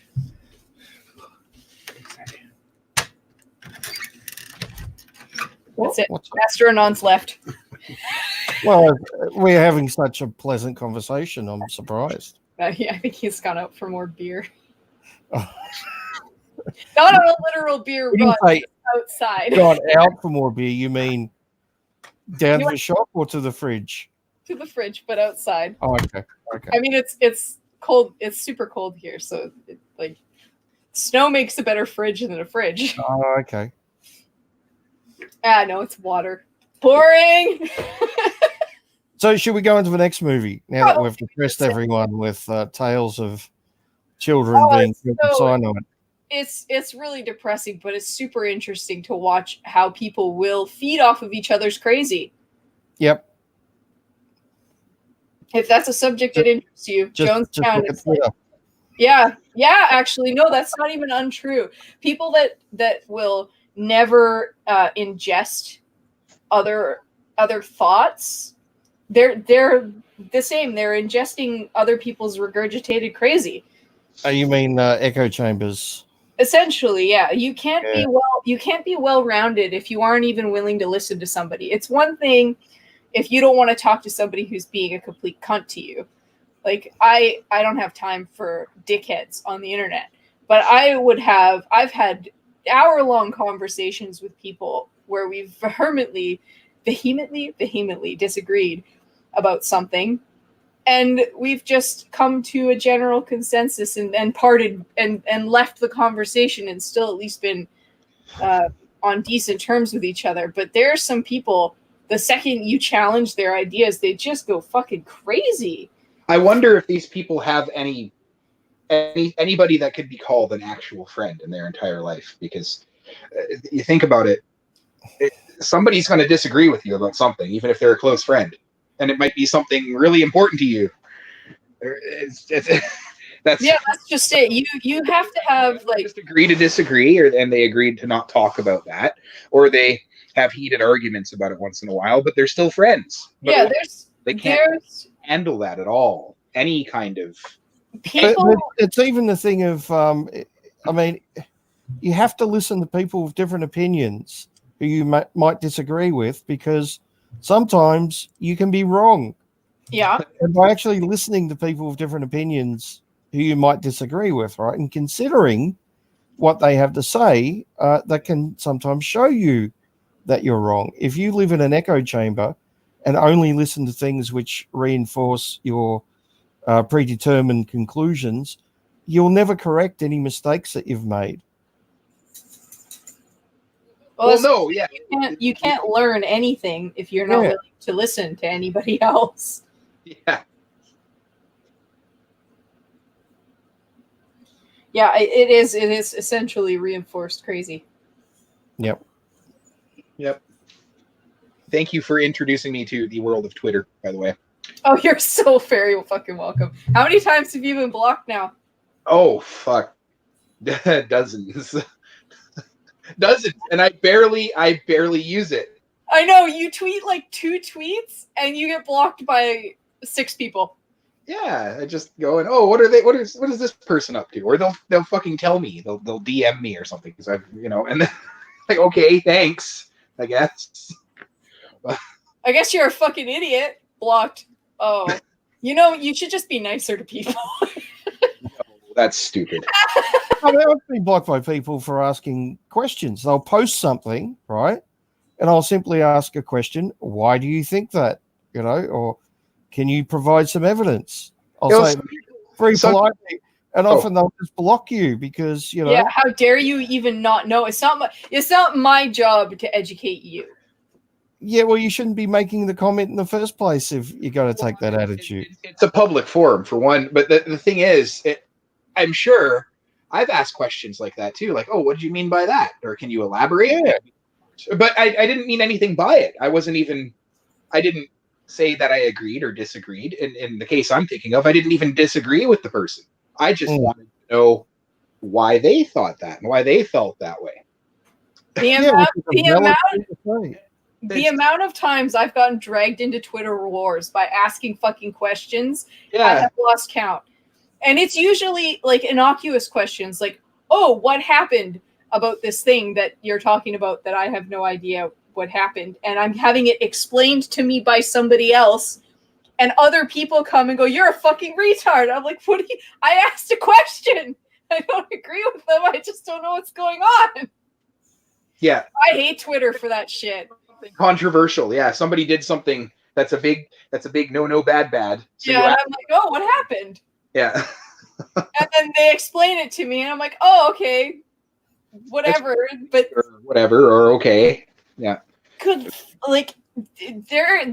Twitter, whoever decided Twitter was a good place to have any kind of in-depth discourse, I hate them. I want to kill them. Whoever did it first, I would like to cut their legs off. You don't like to argue on Twitter? No. Yeah, that's why you rarely see me on Twitter these days. See, I use Twitter. I just can't be bothered with it, to be honest. I just use it to shitpost. That's what Twitter is really fun if you don't take it seriously. The second I get dragged into conversations with morons. Of course you do, because it's because of who you are. You need a personal Twitter account that's not attached to this persona. It'd probably be more enjoyable for you. I wouldn't be talking about the topics that I talk about, but just one quick funny story. Before we go back to the movies on this particular topic. It's not about Twitter, though. It's about a YouTube comment. I think it was a Potholder video. If you don't know Potholder, he does videos about global warming. Mhm. He's got a scientific background, and he debunks a lot of anti-global warming stuff. And he was talking about the scientific method and about peer review. And I left a comment saying it's a shame that the same thing doesn't happen in social sciences, because peer review doesn't seem to work in that. And I got a very angry comment saying something like, "Why do you think that? I'm sure you can't back that up with any facts." And I said, "Well, yeah, just a couple of years ago, there was that story where the people came up with all these fake papers, which they got published and peer reviewed. There was one about rape culture in dog parks, where people would take their dogs walking, and about one group of dogs sniffing the other dog's butts without permission and things like that. These all got approved by numerous publications and peer reviewed, and no one said anything. So I pointed that out, and he goes, "Oh, I bet you can't provide any links to back that up." So I did. Yeah, of course. And he never answered, right? No, he said, "Oh, I'll look at them when I get a chance. Thanks." And then never answered. Yeah. Hey, at least he acknowledged. At least he acknowledged I it. know, but he came off very arrogant and very aggressive, and I could have very easily done the same, but I remained very calm. It's And tough to do that Here you sometimes. go. Here you go. Here's what you asked for. That's no problem. And he just went away. Yeah, see, in YouTube comments, I'll fight till my face is blue. I'll fight with people for weeks in YouTube comments because I have a limitless ability to respond. I can type out 1,000-word essay if I really wanted to. I hate the character limit. Yeah, the character limit on Twitter makes it useless for any kind of in-depth discourse, because if you try to string a few tweets together, what'll happen is somebody will respond in the middle of what you're trying to say. They misunderstand what you're talking about. It's impossible to follow a thread on Twitter. Exactly. It's ridiculous. Don't even do it. I see people fighting on Twitter all the time, and I'm looking at them going, how are you even following along? There's 10 people in this conversation. You're all trying to string together 6 fucking tweets, and you're all replying in the middle of all these threads. Do any of you understand what the other is even saying at this point, or are you just tweeting for the sake of tweeting? That one. YouTube is far. I mean, yeah, the comment section in a lot of YouTube channels is a fucking cesspool, particularly when you have a ton of subscribers. You're going to have a lot more shit to wade through. But at least you can form a cohesive argument. And if you want to have a conversation with one person, you can do so. And it's easier to ignore the cutter inners. Yeah, I think most people do. I've had really stimulating and kind of fun arguments on YouTube. Oh yeah, me too. I've had like Twitter threads, YouTube comment section threads that have lasted for 2 or 3 weeks. Yeah. Where each of us would reply once or twice a day, and I actually vaguely remember what that conversation was about. Ish. Something. It was a feminist arguing with me about something. Oh, it reminds me of the first one of the first streams I did with Bane. It was with Tim, and I cannot remember that other guy's name for the life of me. The New Zealand twins. Who is the other one? What the hell is his name? God, it slipped my mind. You too. A whole series of videos responding to him too. Garrett, that's it. Yes, and he went crazy that time and did the video in which he was crying. And I'm not doing any YouTube videos anymore because he was mad his subscribers didn't like his comedy. It was just fair. And to be fair, I think they treated him a bit unfairly. And honestly, he did some comedy and he was being a bit sarcastic, and they, went full social justice on him. And I can understand him being a bit pissed off at that, but I thought his response was a bit over the top. And what do you expect when your audience is full of social justice warriors? I mean, come on. But yeah, I had a semi-long conversation with him on one of my really early videos, discussing this whole idea of like the worship around women in their periods.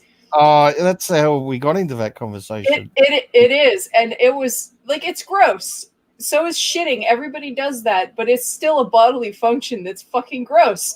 I remember you screaming about this from the other room. Okay.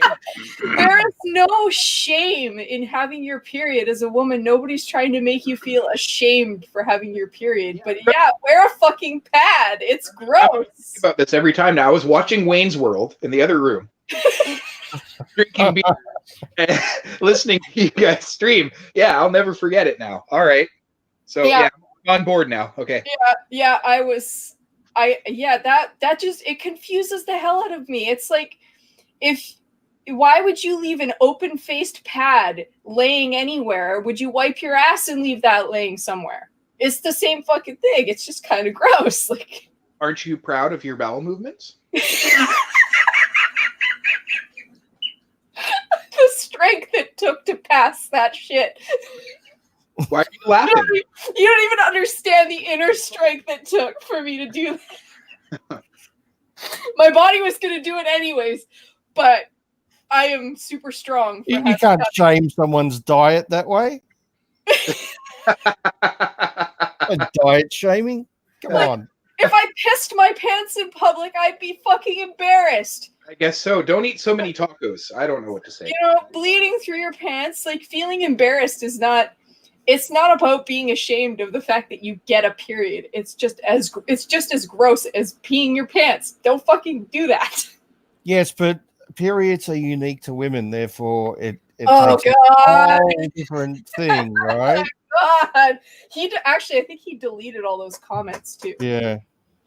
But him and I had a really interesting conversation. I mean, I was making fun of him a little bit because it was kind of ridiculous to me, the notion that there's no, disgust and shame are not the same things. Being grossed out by something doesn't mean I'm ashamed of it. I have to shit just like everybody else, but I don't have to talk about it all the time. Guy that got mad at you on YouTube for calling your pussy a pussy, is he? No, that was a different guy. That was funny. I don't know who that was. Different YouTube thread, but different YouTube thread, different person. Not that was not him. Okay. He was really offended that I called my. We're live here, so I thought I. We are live. No, yeah, there was a guy who was very offended that I called my vagina a pussy, and then I started calling it a cunt, and he got very upset. I remember. Oh man. I remember once coming across a post someone had posted on Twitter. It had something about MRAs and George Orwell's 1984, right? And I can't remember what it said, but I thought it was quite amusing. And I sent it to Vernaculus, right? I said, Vern, what do you think of this? Right? That's all I did, right? Yeah. And she went fucking nuts. Went fucking crazy. We ended up with this huge, long fucking debate where she was just irrational and fucking crazy, and eventually accused me of going through her timeline on her Twitter page trying to find something to use against it. I said, no, you fucking used hashtag MRA. That's how I found it. I read the hashtag. That's how Twitter works. I read the hashtag. I found you via the hashtag. I didn't find the hashtag by stalking you or whatever. It was astounding, right? It's funny how the conversation just has gone completely to human behavior because of this movie now. Yeah, really and you brought up a good point. Yeah, human behavior is fascinating. Watching people work is fascinating, even really stupid people. You're an enigma. I want to know why you're like that. Yeah. Were you finished, Bane, or did you have more? We kind of interrupted you there. So. I Oh, remember no, that's this. right. You sent it to me. I remember this. She was Yeah, going ballistic. Ballistic. she accused me of all types of things. I think she accused me of. She called you a sexual predator. Did she? Because you were I can't stalking. remember that bit. Yeah, you were She stalking told me her. of stalking her at one Yeah. point. And I can't remember what it was in reference to, but it was the exact opposite of stalking. It might have been me telling her to go away, and that was interpreted as trying to stalk her. It's something like that. I can't remember.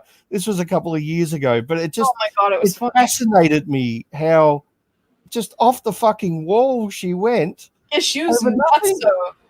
Yeah, and I mean, my original tweet wasn't even at her. It was at someone else saying, "What do you think of this?" It would have came up in her notifications, so. Yeah, or someone sent it to her. I'm not sure, but either No, way, if you copy somebody's tweet and then tweet it out, tagging somebody else, it comes up as a quote tweet, so they get a notification for it. Are you just a retweet then, or? Yeah, it's basically like. what I normally do though is I take a screen capture of the tweet and post it. Now I can't remember if I did it that particular time. If you that's, did, that's what I normally do because sometimes people delete tweets. Yeah, if you did that, then somebody that follows you probably found her and Yeah, given her shit. Yeah, that's what I figure. But yeah, it's just fucking nuts.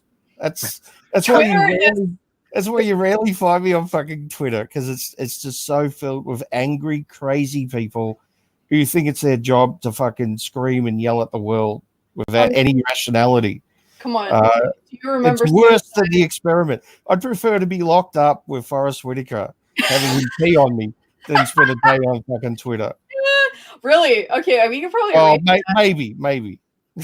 At least I can switch Twitter off. That's so. I guess. Well, yeah. Once Forrest Whitaker starts pissing, you can't turn him off. So yeah, so maybe Twitter's not as bad. But if I couldn't switch Twitter off, I don't know, that'd be a harder choice. At least the peeing has to stop in at least a minute. Most people don't pee for much longer than that. Yeah, but he's not going to pinch it for you, so you got to let him finish. Yeah. I got one more. I got one more down memory lane before we do the jacket. Do you remember Suicide? We do actually have a second movie, folks. We do. Welcome to the Twitter show. Do you know? This is YouTube. Do you remember Suicide Brony? Oh, vaguely, yes. I have some of the emails YouTube sent me from some of his comments saved because he was my favorite Looney Tune until the more I disagreed with him, the more he threatened to kill himself. Yeah, that's never a good sign, is it? Do you remember him? Yes, I do. Yeah, he was a character. You blocked him, but it took you a long time. I left him alone for a really long time because I don't know if you blocked him or not. I did. I did. I felt like I needed to for my sanity, because you can only have somebody threaten to kill themselves because you're disagreeing with them so many times before it starts to like grate on you. Yeah, he would. Wouldn't he comment on stuff giving you shit and then apologize immediately that he's such a bad person? It was every video. It was every video for a while. Okay. Yeah. You go ahead. Oh no, he was mansplaining feminism to me, like a lot of male feminists do, and we'd have a back and forth, and then he'd go, "Well, no, that's not called mansplaining.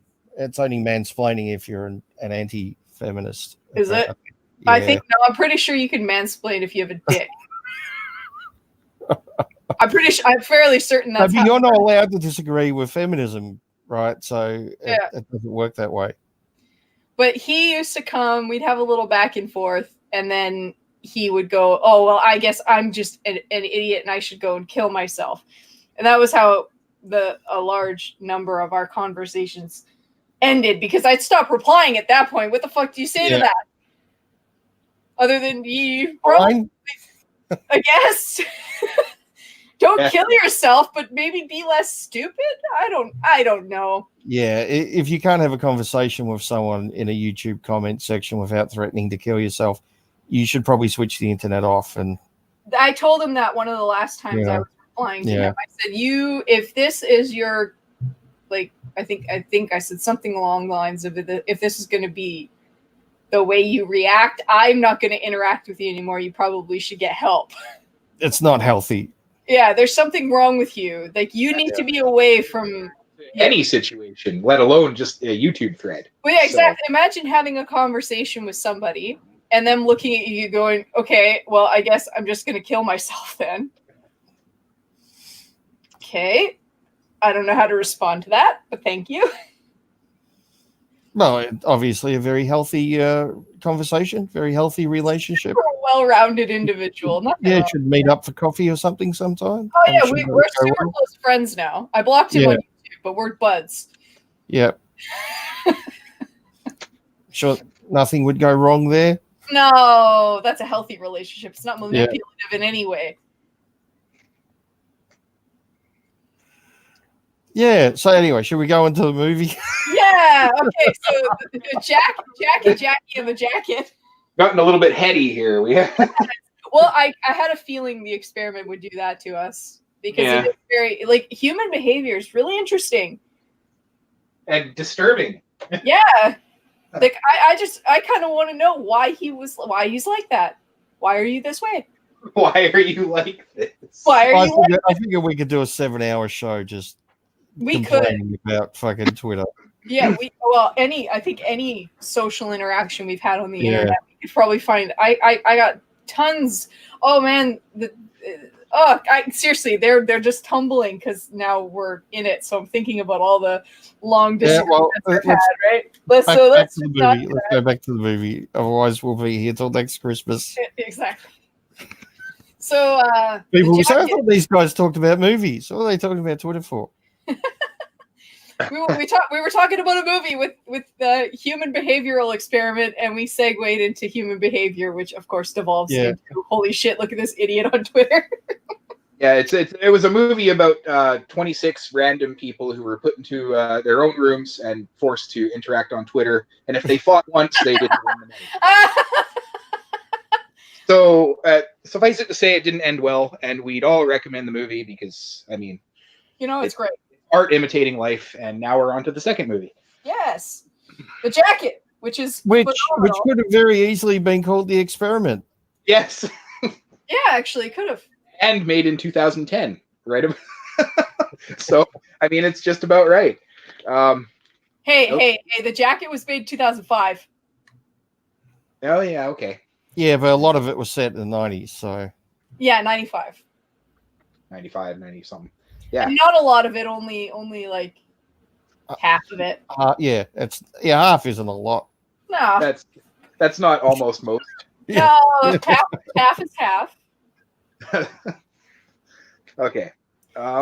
So Jack Starks is our protagonist. Yeah, not to be confused with Jackie, who's the other protagonist. Okay, we'll call her Kira if that makes you feel better. Also, can I say something before we get into this movie too much? Why does Keira Knightley look horny all the time? I wouldn't complain. If she invited me in for a couple of drinks on Christmas Eve, I'd say yes. I know, but why does she always looks horny in every movie she's in? She just does. Even when she was Princess Amidala in Star Wars? Yes. Oh, you knew that. I thought you were going to correct me, but you didn't. I'm a fangirl. I was wondering if you'd pick that up or not, because a lot of people go, no, that wasn't Keira Knightley. Oh God. My inner neckbeard is like, how could you not know that? What? My eyes twitching now. Thanks. Because you hated those movies and they were mostly kind of awful. Oh, you can't say that. I'm gonna cry. I said mostly kind of. I had a good time. Anyway, let's not get into that. 1 out of 3 is not bad. Okay, we need to stop now. I'm going to stop. So the opening prequel talk. The opening sequence of this movie is a bit of a seizure. Lots of flashing images, and we cut to which war would you say he was in? It's the Gulf War. Yeah, it'd be the first Gulf War. All right, so he was in the Gulf War, and he, being, Travis Jack. Travis Jack. The empathetic soft Not man Billy that he Jack. is. He notices that one of the other soldiers is manhandling a woman and her son. Yeah. And obviously that I think that would bother a lot of people to see a child, but I mean he learns really quick that in situations like that, even a kid can have a gun, and this kid shoots him in the head. Yeah. And we get some narration. He says, I was 27 the first time I died, and I guess the bullet went in and out in such a way that it didn't kill him. But yeah, people can certainly survive head wounds. It doesn't happen often, but you can. But it's sort of confused his brain a little bit. Yeah. So, but has it? We'll learn. No, it's okay. It has, but it hasn't. It has, but it hasn't. The trauma nurse in the tent notices that his eyes are still like he starts to blink. He's blinking and breathing. Yeah. And realizes, holy shit, he's not dead. He's alive. And of course, they resuscitate him. We see him go into rehab and then get discharged. And he's walking, up the highway, as you do as a veteran in America. A year later, it says. Yeah. He's walking up the highway right now like Rambo. Yep. With his little rucksacky thing. And he comes up on a truck in a bed of snow, veered off with white trash Barbie and her daughter. And he comes up and he goes, he tries to talk to Jean first, but obviously she's plastered, wasted. And he starts having a conversation with her daughter, whose name is Jackie, and she tells him that the truck won't start, and he proceeds to fix it whilst after looking at Jean's face, like actually holding her face, looking at her eyes. Yeah. Just see if she's like having an overdose or something, I guess. Yeah, yes, Jackie, is your mom on anything? Like, yeah. And Jackie wouldn't know. She's pretty young. What would you say? She's 6? Oh, older than that, 10 probably. 10?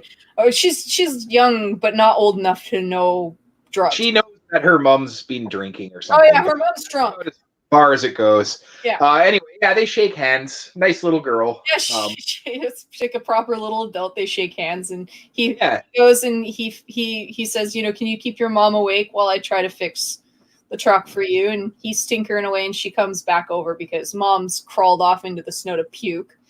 Yeah. And he gets her to turn it, and he gets it started for her, and then mom comes staggering over. Get the fuck away from my daughter. What the fuck is wrong with you? She like serious white trash Barbie.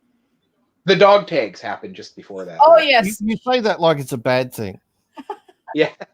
Yeah, Jackie's curious and goes over to look in his bag. Yeah, she's fiddling. Like she's not like stealing anything. She's just looking. Yeah. So she finds the dog tags and she holds them and she goes, "What are these?"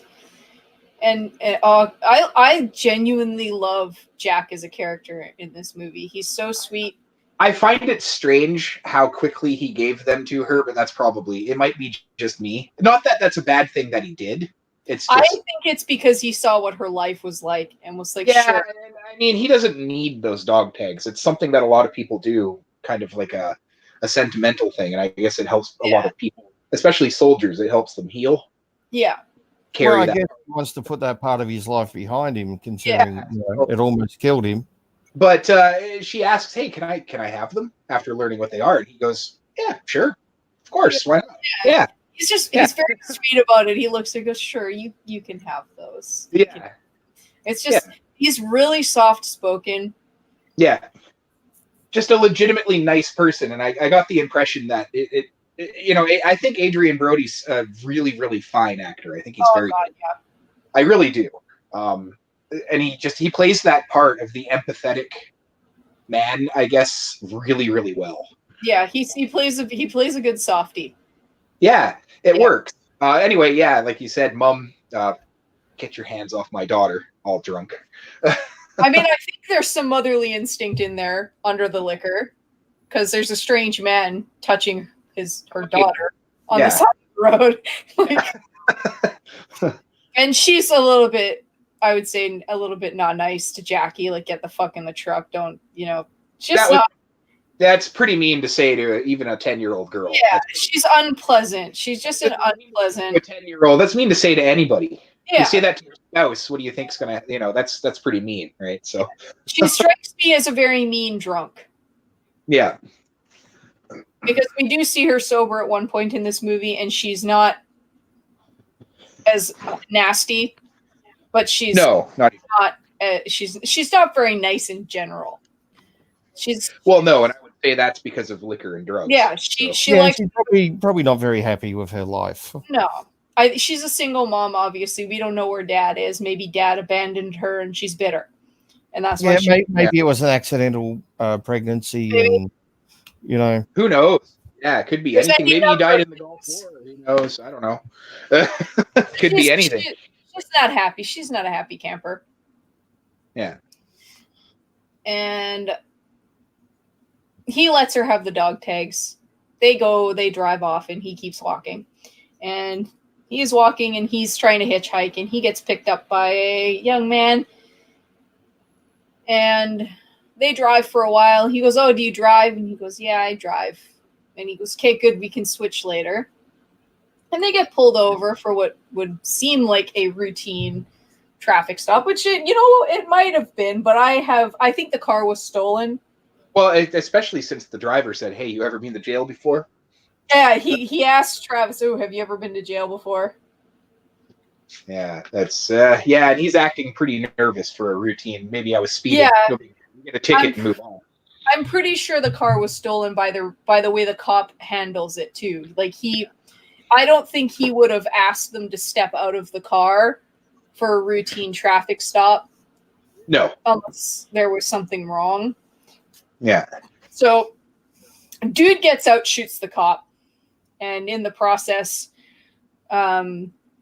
Jack also gets knocked unconscious. And when we next see him, he's in a courtroom being tried for the murder of this police officer. Yeah. They can't find any evidence of another driver. They can't find any evidence of Jackie or Gene being on the highway because he has obviously he has no identifying information. Why would he remember their license plate number? He just helped motorists in need. Yeah, it's something that I think a lot of us would do, right? Most of us would do that, especially if you're already walking on the side of the road and you see a really young kid. Well, there's that, and yeah, like somebody stuck in the snow as they were. I think most of us would offer, "Hey, you need a push or Well, something." she looked like she might have been hurt. When I first saw this movie, I thought maybe she hit her head. Well, that's why he knelt down and looked at her eyes, checked her pupils, and Yeah. So they start having a real discussion about, how could they can't punish him for something he doesn't realize he's done. It's not his fault that he got shot in the war and his brain's a little scrambled. So instead of, they find him not guilty for with means of insanity, and they. I gotta say that's a really fucked up situation to be in, right? Oh yeah. If you're determined you haven't done anything, and everyone else believes you've done it, that's pretty shitty.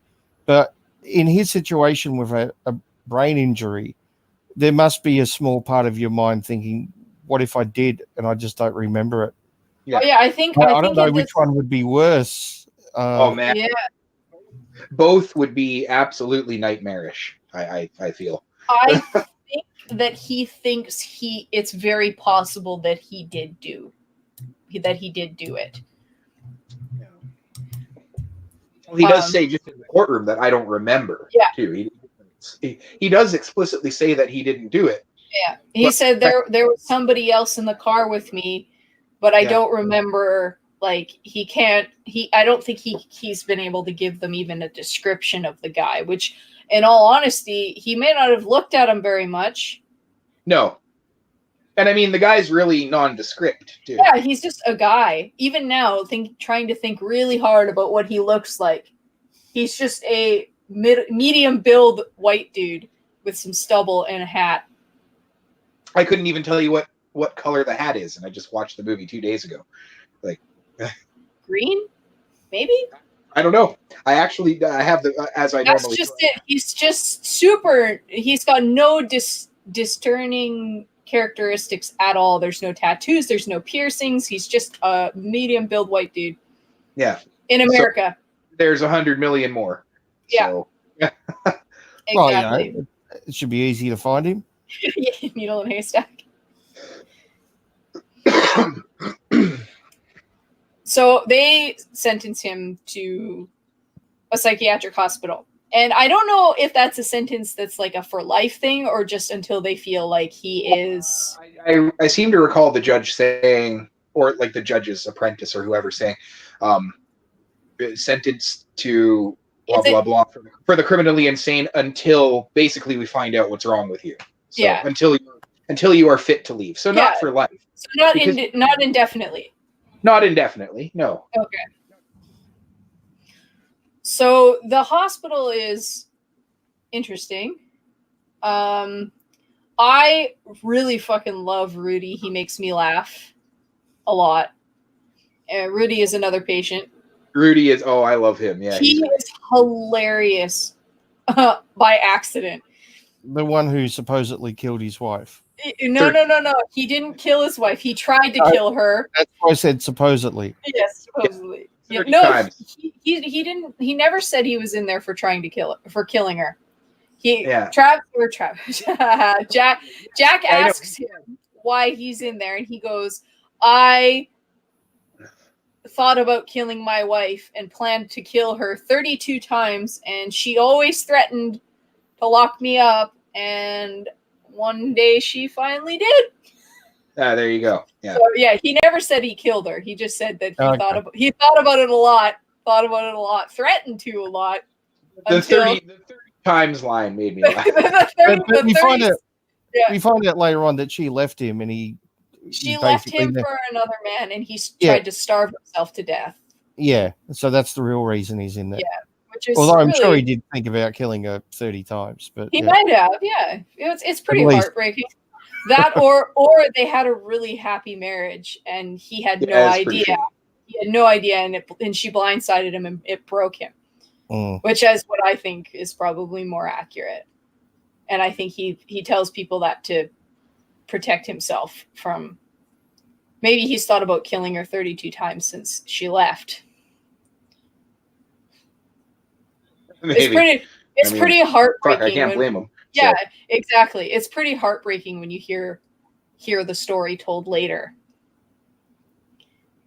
Because I would gather that they probably just had a normal marriage and it was a shock, and that's what broke him.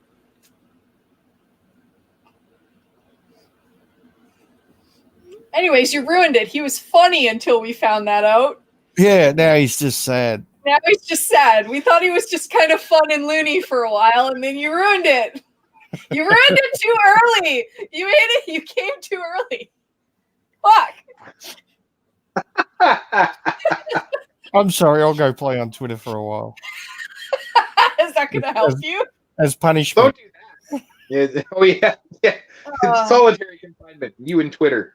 24 hours. Anyway, That's it. Rudy is spectacular. He's hilarious up until you find that out, because he just acts like a lunatic. He enjoys being crazy at this point, and I think he enjoys the looks and comments he gets from the staff. What's the society he's talking about during group therapy? The organization for the organized. That's it. You gotta get organized, man. That's fantastic. So, I want to start that. Oh yeah. He's taking the piss so much. Oh yeah. In that He is. he's just enjoying Because it. that's the thing. He's not really insane. I just don't think he wants to leave the hospital. No. It's just I think he's far more sane than he lets on. much more. Yes. Yeah. he was In fact- he was totally taking the piss in that he was just trolling them, and they didn't buy it. They didn't realize that they were being trolled, so he just went with it. It was I great. think being let out into the real world, he'd just kill himself. So, Yeah. And of course, most human beings are afraid of death. So I think he's just happy to be in the hospital. Well, even if he, there is that conversation where he says, Jack, says something about dying, and he's like, well, yeah, that's mortality. It's kind of inevitable, right? Yeah. He's obviously aware of it. Oh yeah. And he also says that one of the nurses realized he wasn't as crazy as he was letting on, and they stopped putting him in the jacket. Yeah. So We will learn about. So. Yeah, we haven't got to the jacket yet. We haven't, but we're almost there. So It's Jack and Jackie. Jack and Jackie. So we sort of just get a little cycle for a bit of him being medicated, sleeping, medicated, sleeping, medicated, sleeping. We don't know what they're giving him. And then all of a sudden, in the middle of the night, he gets, I would say, he gets bombarded by a couple of nurses. They pin him down and inject him with something. And then they take him down into the morgue, put him in a straitjacket, and shove him inside of a morgue drawer. I hate it when that happens. Don't you? Is it the worst way to wake up? Yeah. Especially if you got a hangover. That's the best place to be when you have a hangover. Oh, I don't know about that. It's dark and it's quiet. Yeah. I do enjoy how neither of us miss a beat in these anymore. I think we've known each other too long. Nothing phases either of us anymore. We're just like, yeah, and what like, okay, this is a normal conversation. Isn't it? It is. So he starts tripping out, and we get a lot of flashy sort of flashbacks. We see, shots of him being shot, and then his childhood, a little bit of this, a little bit of that. And all of a sudden we are transported to a gas station. And he's just kind of standing at this gas station. We have no idea how he gets there, but he's there. Middle of the night in the winter. Middle of the night in the winter, we see Keira Knightley come out of this gas station diner, kind of get into her car, and she's eyeballing him because I think she recognizes him, but she doesn't know from where. Yeah, and I mean, he's a guy standing in the middle of a parking lot in the middle of the night. So in the middle of winter. In the middle of winter. So I mean, she might even be a little bit. Yeah, well, what the fuck's up with this guy? Rightfully so. So anyway, she starts to drive off and then kind of spins around and she goes, you're not going to get a cab here. It's Christmas Eve in the middle of the night. Do you need to go somewhere? And he goes, I don't know. And she goes, okay, think about it this way. You're in the middle of nowhere, in the middle of the night, in the middle of winter. Yeah. I'm going to ask you one more time. Do you need to go somewhere? And so he says, yeah, I guess I do need to go somewhere. And he gets in the car with her, and she asks him, where can I take you? He goes, I don't know. Like, I don't know what she was expecting the answer to change magically once he got in the car, but looks at him and kind of scoffs and then takes a big giant swig out of her liquor bottle. She takes a big hit of whiskey and starts driving. And obviously they go back to her house, and she's on the phone with another shelter.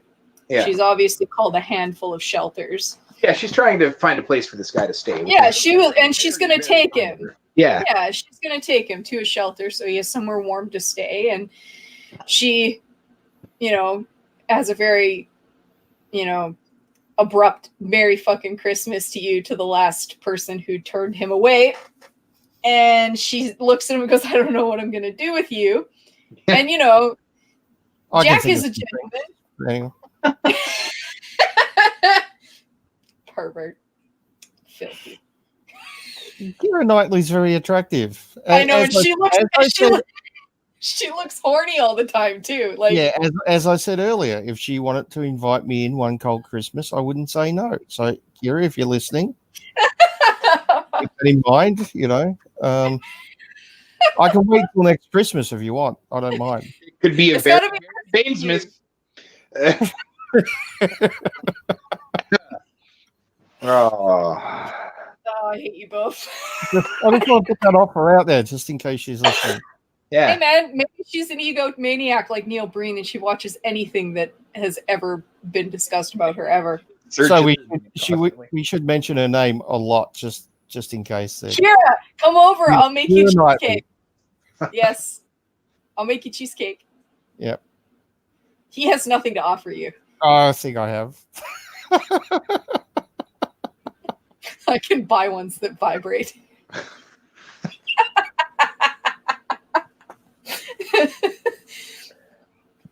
I'm just gonna call her Horny Face for the rest of this until she's a kid, and then she's Jackie. That works. Anyways, she says, you're gonna have to stay with me because you don't even have a jacket. And Jack's a nice man. He was gonna leave. So obviously. Jackie lets Jack stay because he doesn't have a jacket. She says coat, and I wonder. Apart from the straight jacket, which he's in the past. I wonder if he says coat, or if she says coat because they've said jacket way too many fucking times in this movie. Does this take place in Jacksonville? I'm just wondering. Anyways, Jack tries to introduce himself, and she's like, "No, I don't like. I'm being nice to you, but I don't want to be your friend, and I don't want to know you. But you can stay here. You can eat if you want." So he goes and starts rooting around in her fridge, and he opens up her freezer. She's got a big ass bottle of vodka and a stone in the back of the freezer that says pedal on it.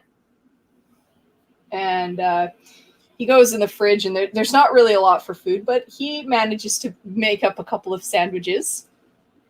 Kind of. One's on a hamburger bun, one's on regular bread. I think one's mostly pickles. Yep. And he lit a candle. It's very cute. It's very obviously her Mrs. Horny Face comes out. She's got horny face because he made sandwiches. And a man that'll make you a sandwich is a keeper. Is that the trick? It's true. And at what point do you get the woman making you sandwiches? Well, after you fuck her the first time, of course. Oh, and then okay. The man makes the sandwiches until the sex happens. Okay, That's so why. let me write this down. Here, take Make notes. sandwiches first, Make sandwiches first, then sex, then sex, and then you get sandwiches. and then you get sex and sandwiches. Sex and then sandwiches after. Is that where sandwiches come from? Well, I mean, You have to make the sandwiches first. Okay. I mean, to be That sounds fair, like a fair deal. I made him food before the sex happened. We did it backwards. It was all wrong. So Explains a lot. it does, doesn't it? I actually don't know what it explains, but it felt like the appropriate thing to say. So yeah, the appropriate order of things is first you make her a sandwich. Yeah. And then she gets horny because man made me a sandwich. Yeah. And then you get the sex, and then she makes you a sandwich. Is this how the pickup artists do it? Is this like a Rouge V technique? It probably is. Yeah. For 50 bangs and sandwiches? Is that one of these books? Yeah, you have to make your woman at least one sandwich. Okay. Can I just buy a sandwich and keep it in my pocket just in case? Only if it's a sandwich that doesn't have mayonnaise in it. I was just gonna say, if it's not egg salad, you might be. No, don't take his advice. See, we did it backwards. He has no idea what he's talking about. And can I just hand this sandwich to any random woman on the bus? Or Yeah. Pick a nice one. Pick a pretty one. And that be won't like, get me arrested. Oh, you need a candle though. A candle. I need a candle as That's well. right. This is The getting more candle's really complex. important. You need to put a candle. You have to have the candle and the sandwich. This is getting more complex. Sorry, add it to your notes. I'm sorry, I fucked up. You need the Okay. candle. The candle's really important. It sells the whole, romantic thing. Can I put the candle in the sandwich? You can. Just don't sing happy birthday. It kills the mood. Okay. But what if it's her birthday? Won't she yell at you for forgetting it? Yeah, but he's talking about a random woman, so he wouldn't know it's her birthday. That's okay. Should I You ask if it's her birthday first? You could.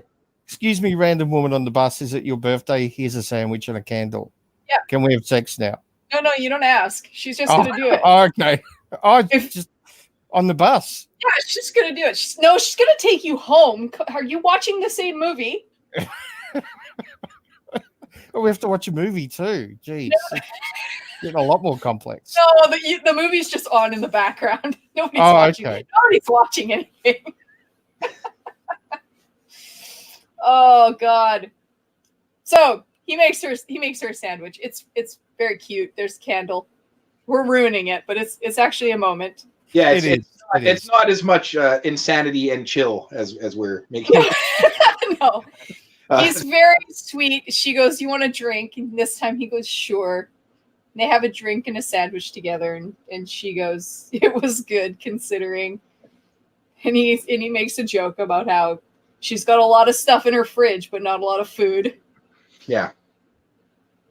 And she passes out with a cigarette in her hand, and he puts it out for her and covers her up on her couch and starts looking around at stuff.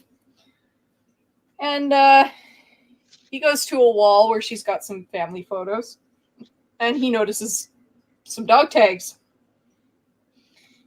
And he picks the dog tags up, and he realizes that they're his dog tags. Dun, dun, dun. And he starts panicking a little bit because, I mean, he would. How the fuck did she get them?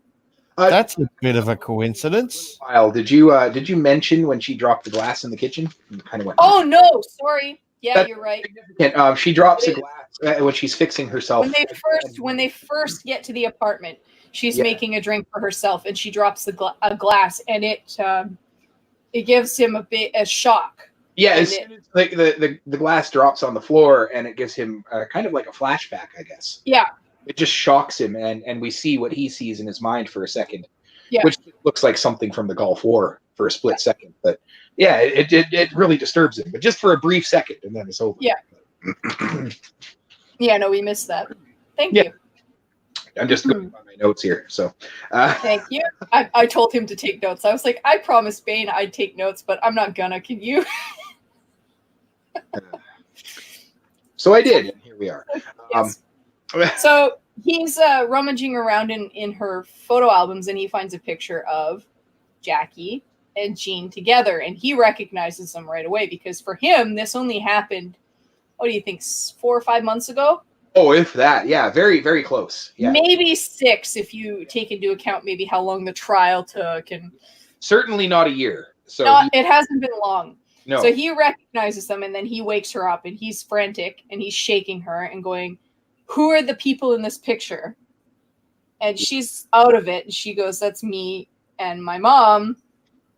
And he goes, "Where's your mom now?" And she goes, "She's dead, like dead, gone forever, dead." yeah. And he goes, "These are my dog tags. Like I'm Jack Starks." And then she starts to freak out because there's a crazy man in her living room. And well, she thinks she goes, Jack Starks is dead. Yeah, Jack Starks is dead. And he goes, "What? What do you mean I'm dead? What year is it?" And she goes, 2006. And he Yeah. goes, "What? This is so the acting. 10 out of 10. Way to go, Adrian. yeah, he's very good.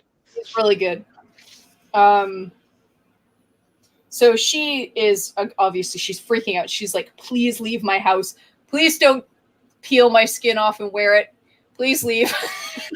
Yeah, she's She's not horny anymore. I think she said, "I made a mistake. This is Yeah. not good." You know, I tried to do a nice thing for you, and you're really making me regret it. So he wakes up again, and he's in the box. No, he's out of there. He's being removed from the Well, yeah, box. this is after he has a flashback of the fire. Yeah. That somebody died in. Yeah. Which he couldn't have seen because he didn't witness it. But he has a flashback about it anyway. And then they pull him out, and I think this is when he's been in for 3 hours, I believe. Dr. Becker's looking at him and asking him some questions and going, Jack, if you can hear me, can you blink for me? And he blinks, and Dr. Becker goes, wow, he didn't lose consciousness. Yeah. So this isn't the first time he's done this to somebody. No. Clearly, this is something that he either thinks works or does work or whatever. Or he's dehumanized these particular people so much so that he feels he can, without guilt, just do whatever he wants to them. Experiment on it. But wasn't he left in all night? Doesn't he yell at the That's the orderly? next time. That's next time. Yeah. This time it was only 3 hours. Under the doctor's strict orders. 3 hours only. That's it. They pull him out. They clean him up a little bit. They stick him in front of the TV, and we have. We should point out the doctor doesn't know that Jack is time slipping. No. He thinks it's a way of. Hey. He does though, because his other patients experience the same phenomenon. I don't. No, he doesn't believe it's actually happening. He thinks he thinks the drug is just a means of him. They're hallucinating. Yeah, but he is. Yeah, as far as we know. Anyway, I forget the nurse's name. The wonderful Jennifer Jason Leigh's character. Oh, you mean she's another doctor, Dr. Lawson? Jackie? No, Dr. Lawson. Jackson? Yeah. Yeah, that's right. I don't know. I can't remember her name, but she's Dr. Lawson. Fuck's sakes. Lawson. Okay, she's brilliant in this movie. Shut up, thank God. Every other performance she does is also brilliant, but she's basically giving Dr. Becker shit outside. No, she's confronting him, not so much giving him shit. She just wants to know what the fuck he's doing. Well, yeah, and she gives him shit a little bit. She's, So she's basically saying you really shouldn't do what you're doing to them. It's not helping. So her character is really important to the plot. So right after this, Dr. Lawson, is it? Yeah. Okay, so she goes to the patient she's looking after. Amik. Okay, so he's a young boy. He looks like 13 or 14, maybe 15.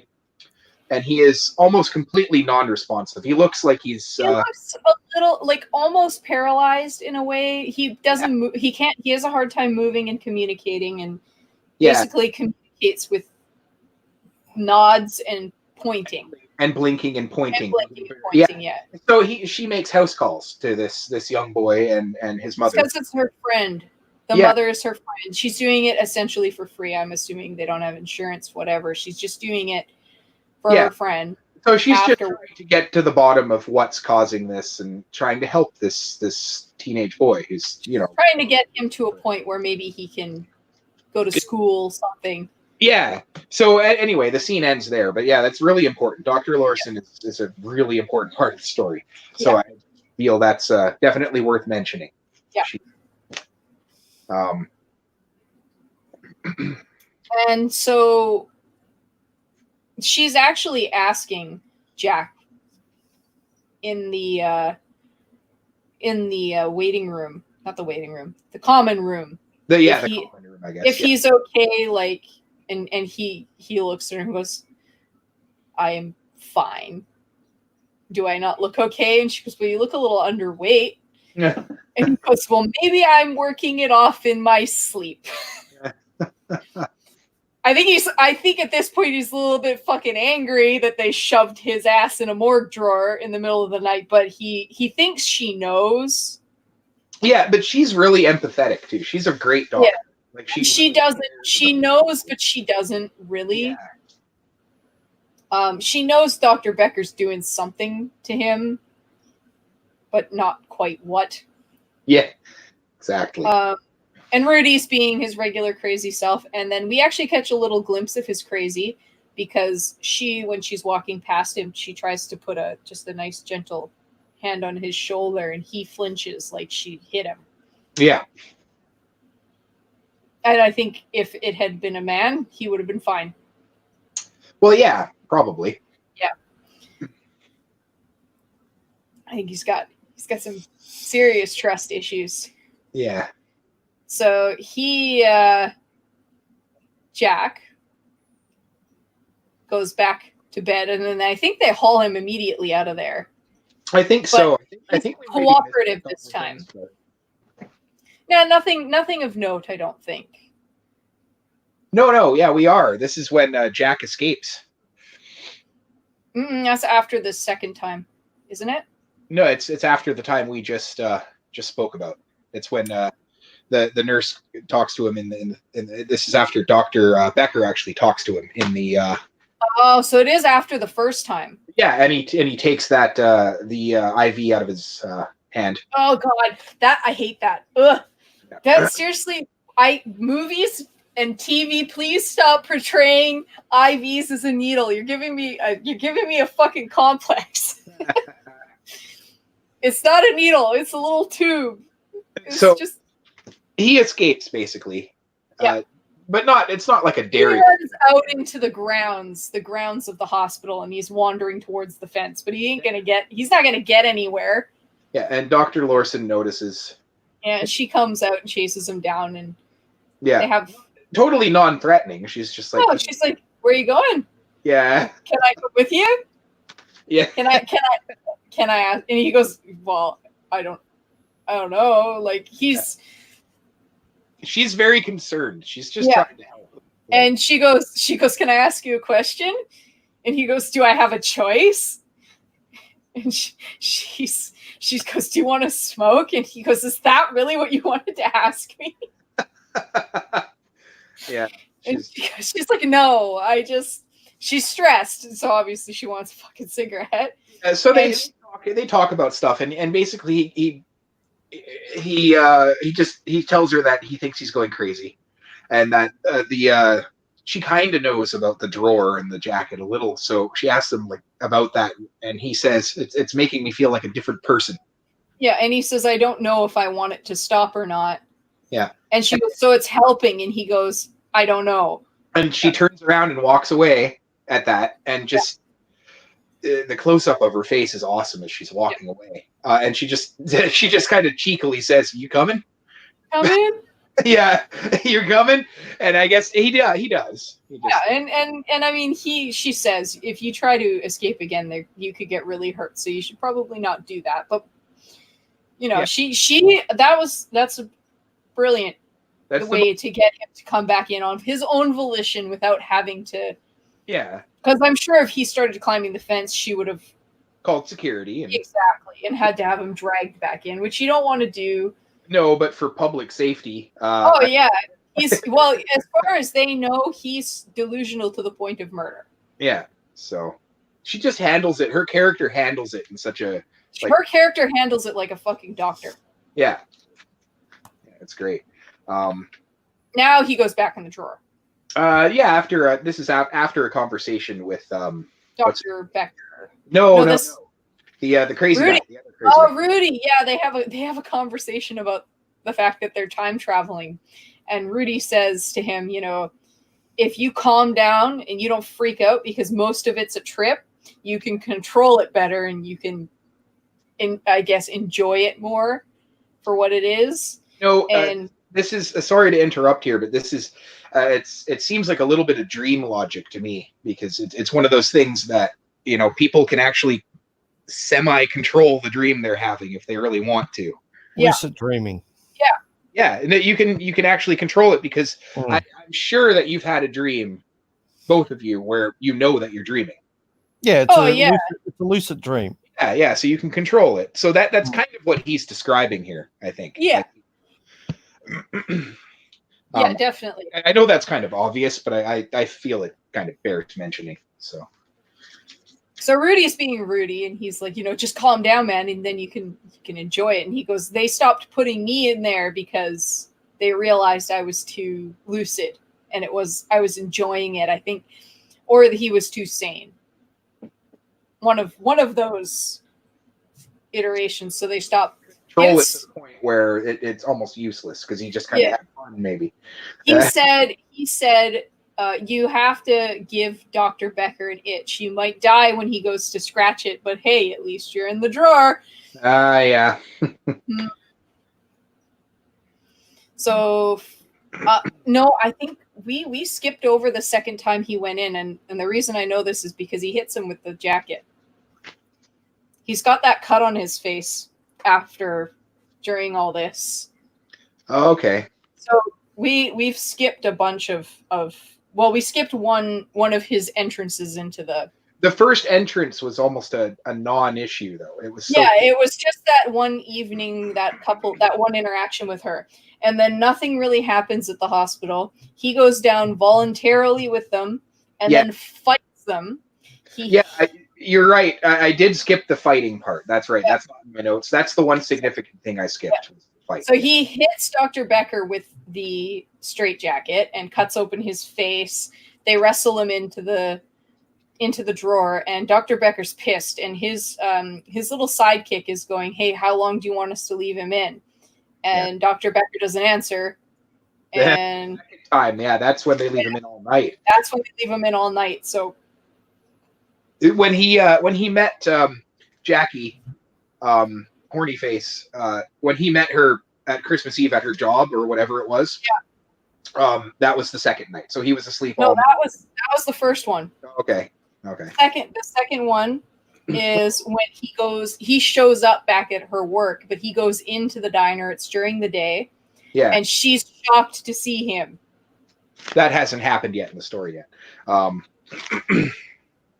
But sorry, the first one it felt so insignificant to me that it didn't even bear mentioning, really.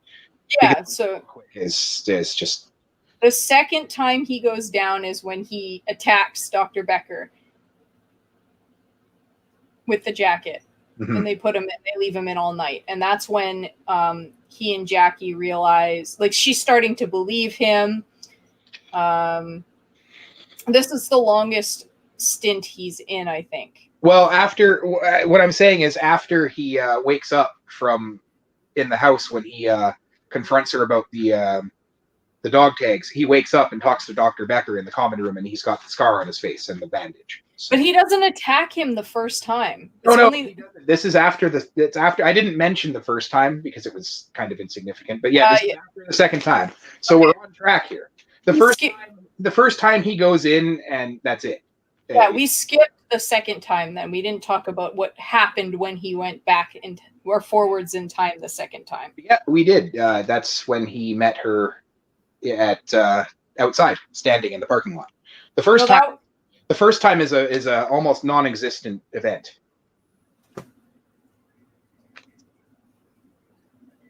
I'm so confused now. I know. Just let it happen. You'll understand.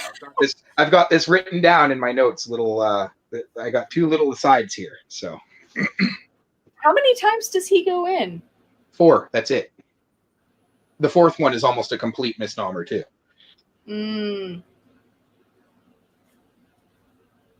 I thought the second time was the long one. The second time is the long one. The first one I kind of skipped over. That's my bad because it's almost completely non-existent. It means nothing.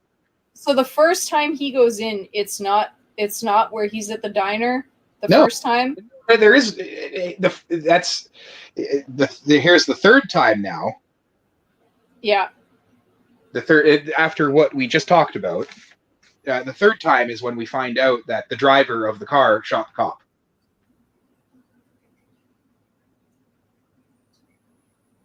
Okay.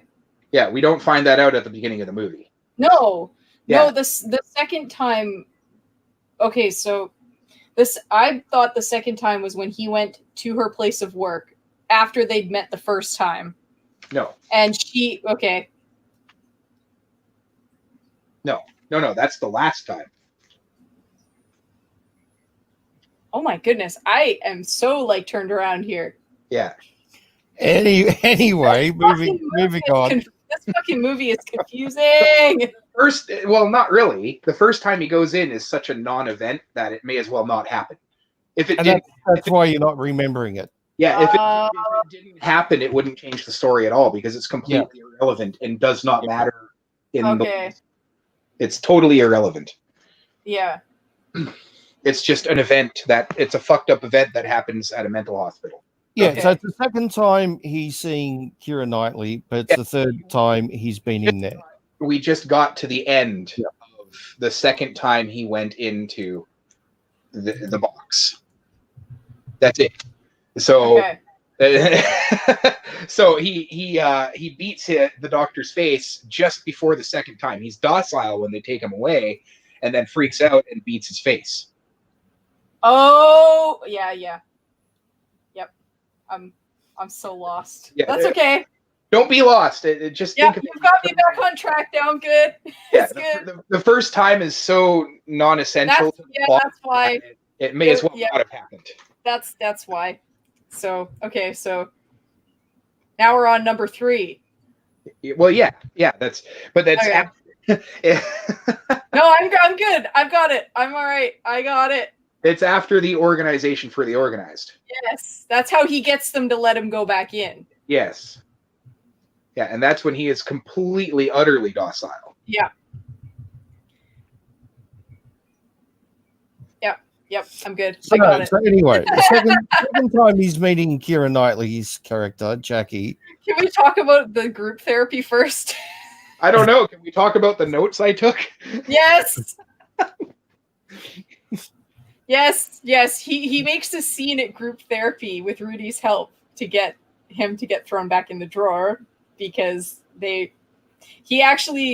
know that Rudy has a delusion about the organization for the organized. I'm guessing he talks about it a lot. And so Jack reinforces his delusions and says, oh yeah, when I was in the war, they totally talked about that a lot. And they were recruiting the organized.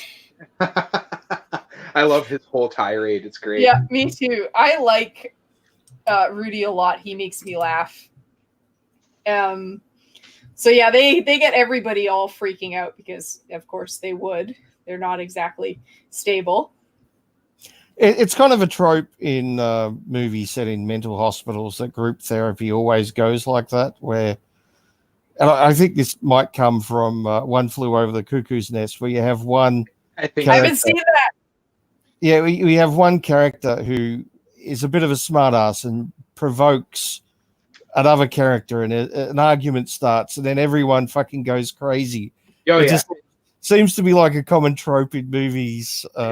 It is, and it works, and sometimes you can see it coming. Yeah. I think it works in this, but it's just I wonder if it's ever happened in real life. That's all. It probably Probably different. does. It probably has. I don't know, but anyway, it's a movie trope, but it works. Oh yeah. I mean, maybe it's not. It's probably not something they do in real life because that's a possibility of happening. Yeah, yeah. So They're probably all too medicated for it to happen. Well, yeah, that's very true. So he gets put in back, the drawer.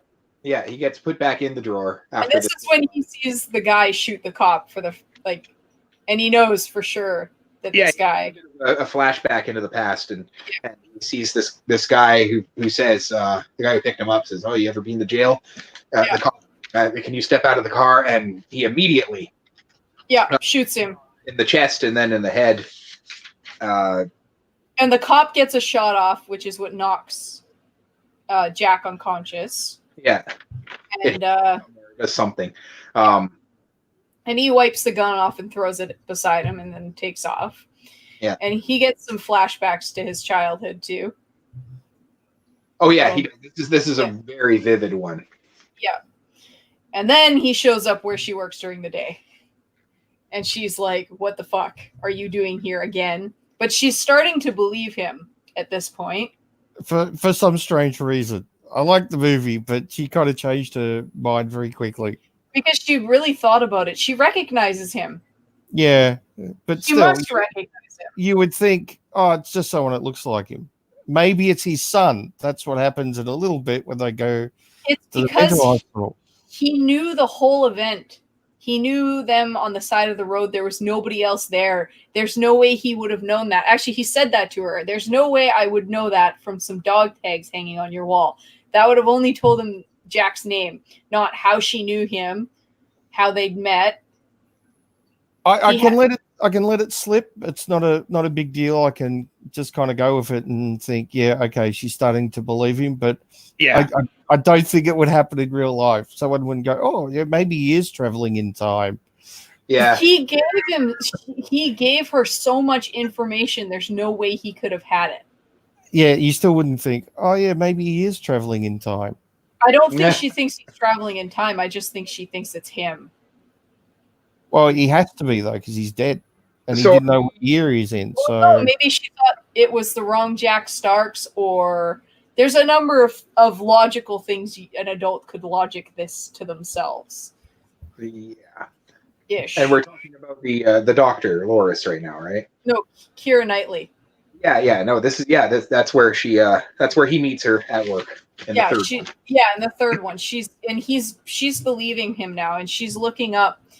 She's looked up a few things about the hospital, and then she's like the hospital still operates, and so she drives him there, and obviously I think it like really sitting in the hospital with him is at the point where she realizes he's not lying anymore. He knows too much, right? Right after the conversation in the at her work, they go to talk to Dr. Loris. Yes. Yeah. Right after she drives him, and he's masquerading as his nephew, Yeah. and she recognizes him too, and you can see it on her face that she recognizes. Yeah. Because this is already like he's already told her what he needed to tell her. I think she knows it's him, but she doesn't want to tell him too much, lest it fuck up the past. Mm-hmm. Because at this point, she already believes him. She knows he's traveling through time. Because maybe she doesn't really want to fully believe it though. But at this point, she has to know because in the past she already knew. Just because she knows doesn't mean she wants to believe it. Yeah. As a rational person. So he takes Jackie down to the morgue to show her the room where it's happening, and he just says like, I'm in this drawer right now. I'm in here. They pass an orderly that a patient, one of the other patients. Yeah, they pass a patient who follows them down. Yeah, to be like, what are you doing down here? Yeah. Actually, was he an orderly that's now a patient? Well, yeah, that's the idea. Okay, yeah. He's the guy that helps drag him down there all the time. I couldn't place exactly where I saw his face. Yeah. For some reason, he's a patient now. I didn't actually quite piece that together. It probably drove him crazy, the shit he was doing to people. Maybe. So they have a confrontation. They now know what exactly kills Jack, which is blunt force trauma to the head.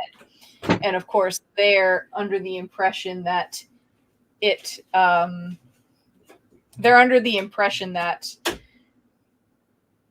somebody kills him.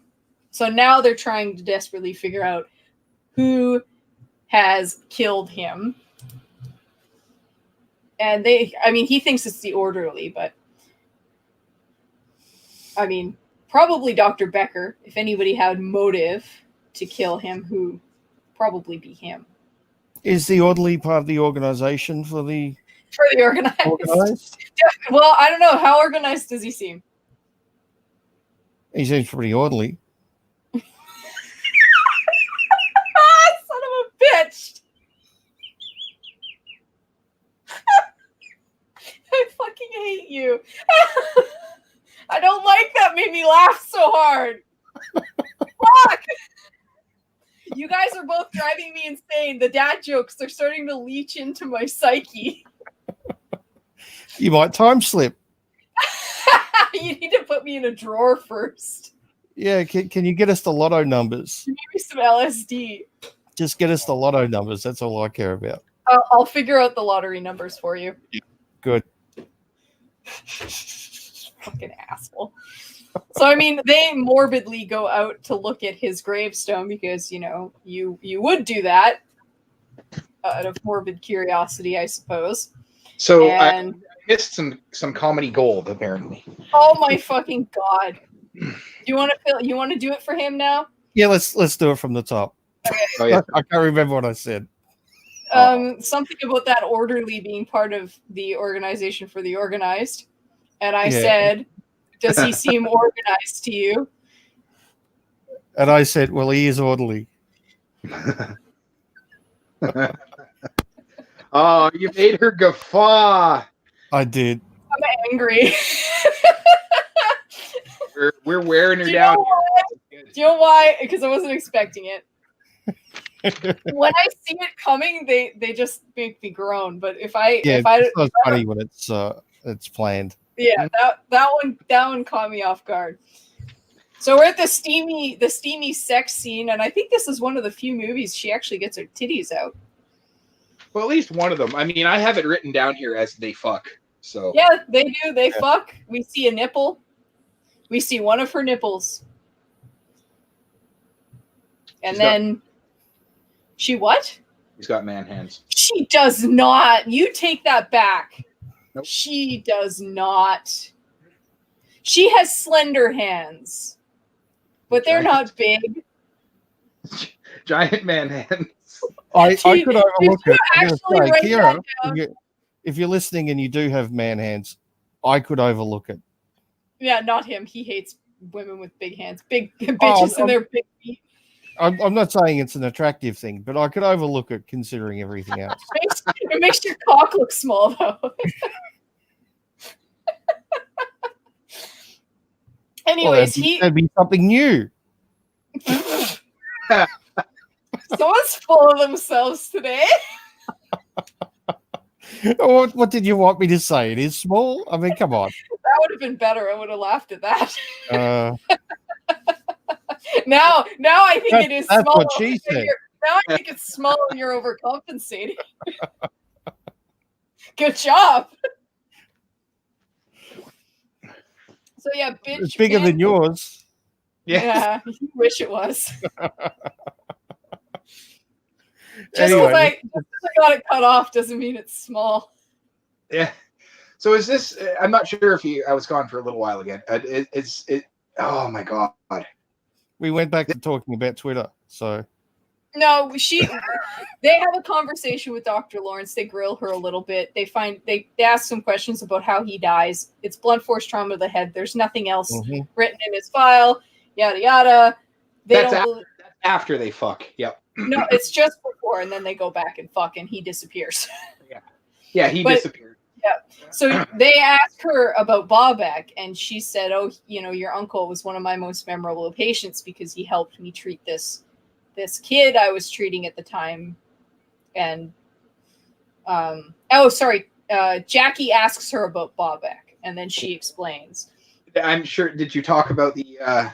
Sorry, I'm out of the loop here. Did you about Jack and Dr. Loris having their conversation after he disappears? He wakes up in the hospital. No, we're not there yet. We're just at after they fucked and he's disappeared now. Okay. So Jack's in the hospital bed. They left him in. Is this when they left him in overnight? No, that was the last time. So this time was for a while, but it was kind of planned, so it's a little bit safer. It's better. So they're having a conversation, and she's saying, "Oh, it's all part of your delusions, blah blah blah." And he goes, "What about Bobek? Are those part of my delusions too?" Yeah. To which she rubs her face vigorously and goes, "What the fuck?" Basically. Oh yeah, she's crying a little bit. And she's like, "I don't know how the hell you know about Bobek, but this is just all part of your delusions." And then poor Rudy. She totally outs Rudy, and that's mean.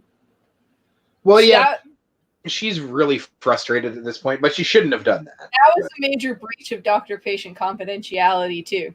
Yeah. It's one thing to talk to other doctors about this kind of shit when you're dealing with a group of patients, but when you're telling other patients about other patients, there's a problem. Yeah. He still has rights. So she totally outed him, and then Jack confronts Rudy a little bit, which is just mean. Mm-hmm. He just wanted to bring him some cigarettes. Yeah. Poor Rudy. Yeah, he makes me feel heartbroken. He's so funny at the beginning, and then you learn his backstory, and it's like, oh, we need to get him into the organization for the organized. He deserves it. That's basically when he admits to Jack that he's in there of his own volition. Yeah. That, he basically says, like, whose life is that good? Yeah. He says, like, I'm in here because they say I have a nervous condition or something. Yeah. Who wouldn't be nervous if they're aware of their lives? And he's got a fucking point too. Yeah.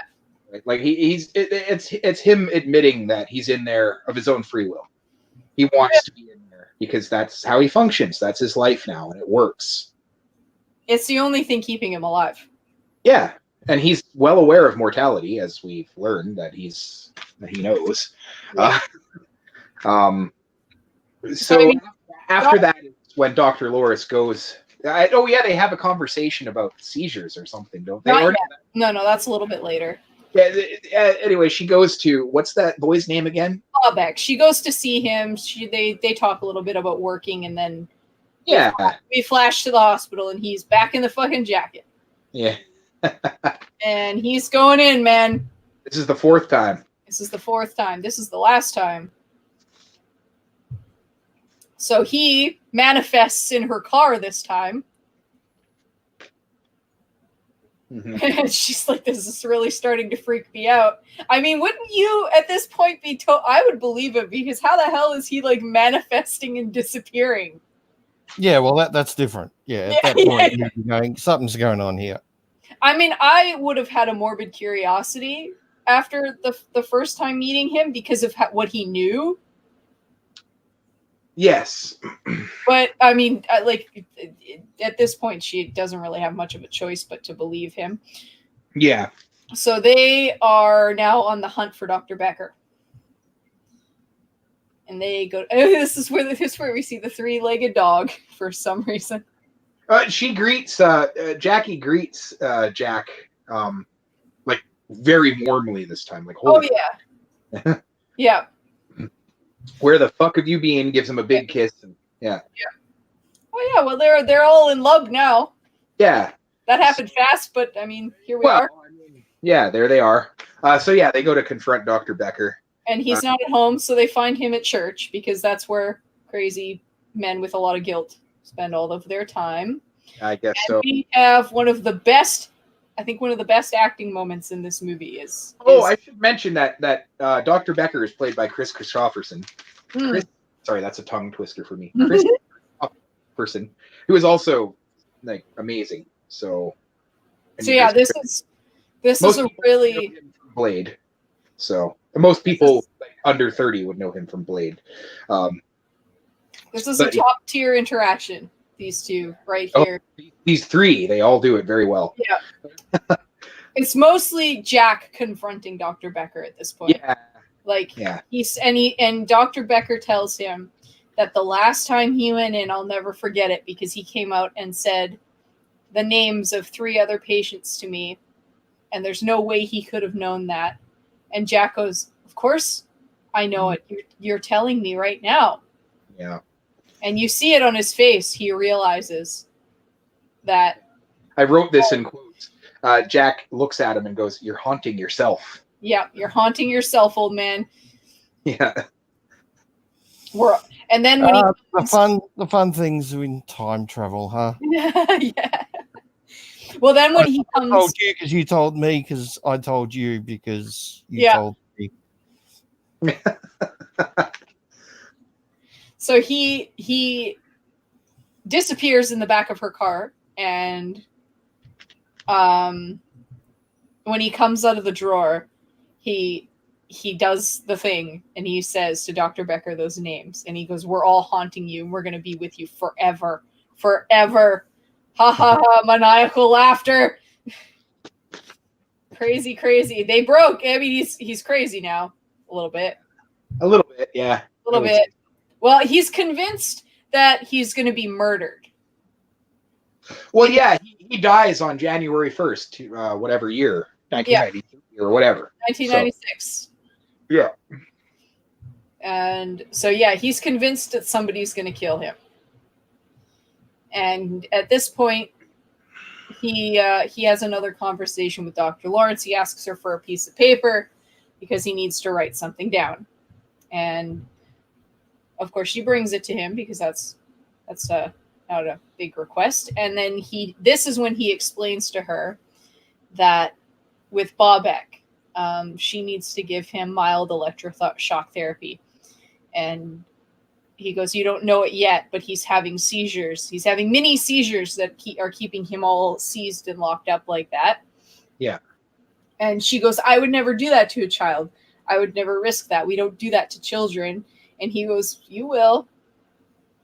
Yeah. And it cuts, and she's there with the electrolysis machine, and she does it, and holy shit, it fucking works. Works right away. He says words. Yeah. Well, yeah, no, he snaps out of it. He smiles at her. Like, yeah. Fuck. Can you imagine being like 15 and actually being able to move and speak for essentially the first time? Like she says to him, can you say hi, Bobek? And he looks at her and goes, hi, Bobek. Yeah.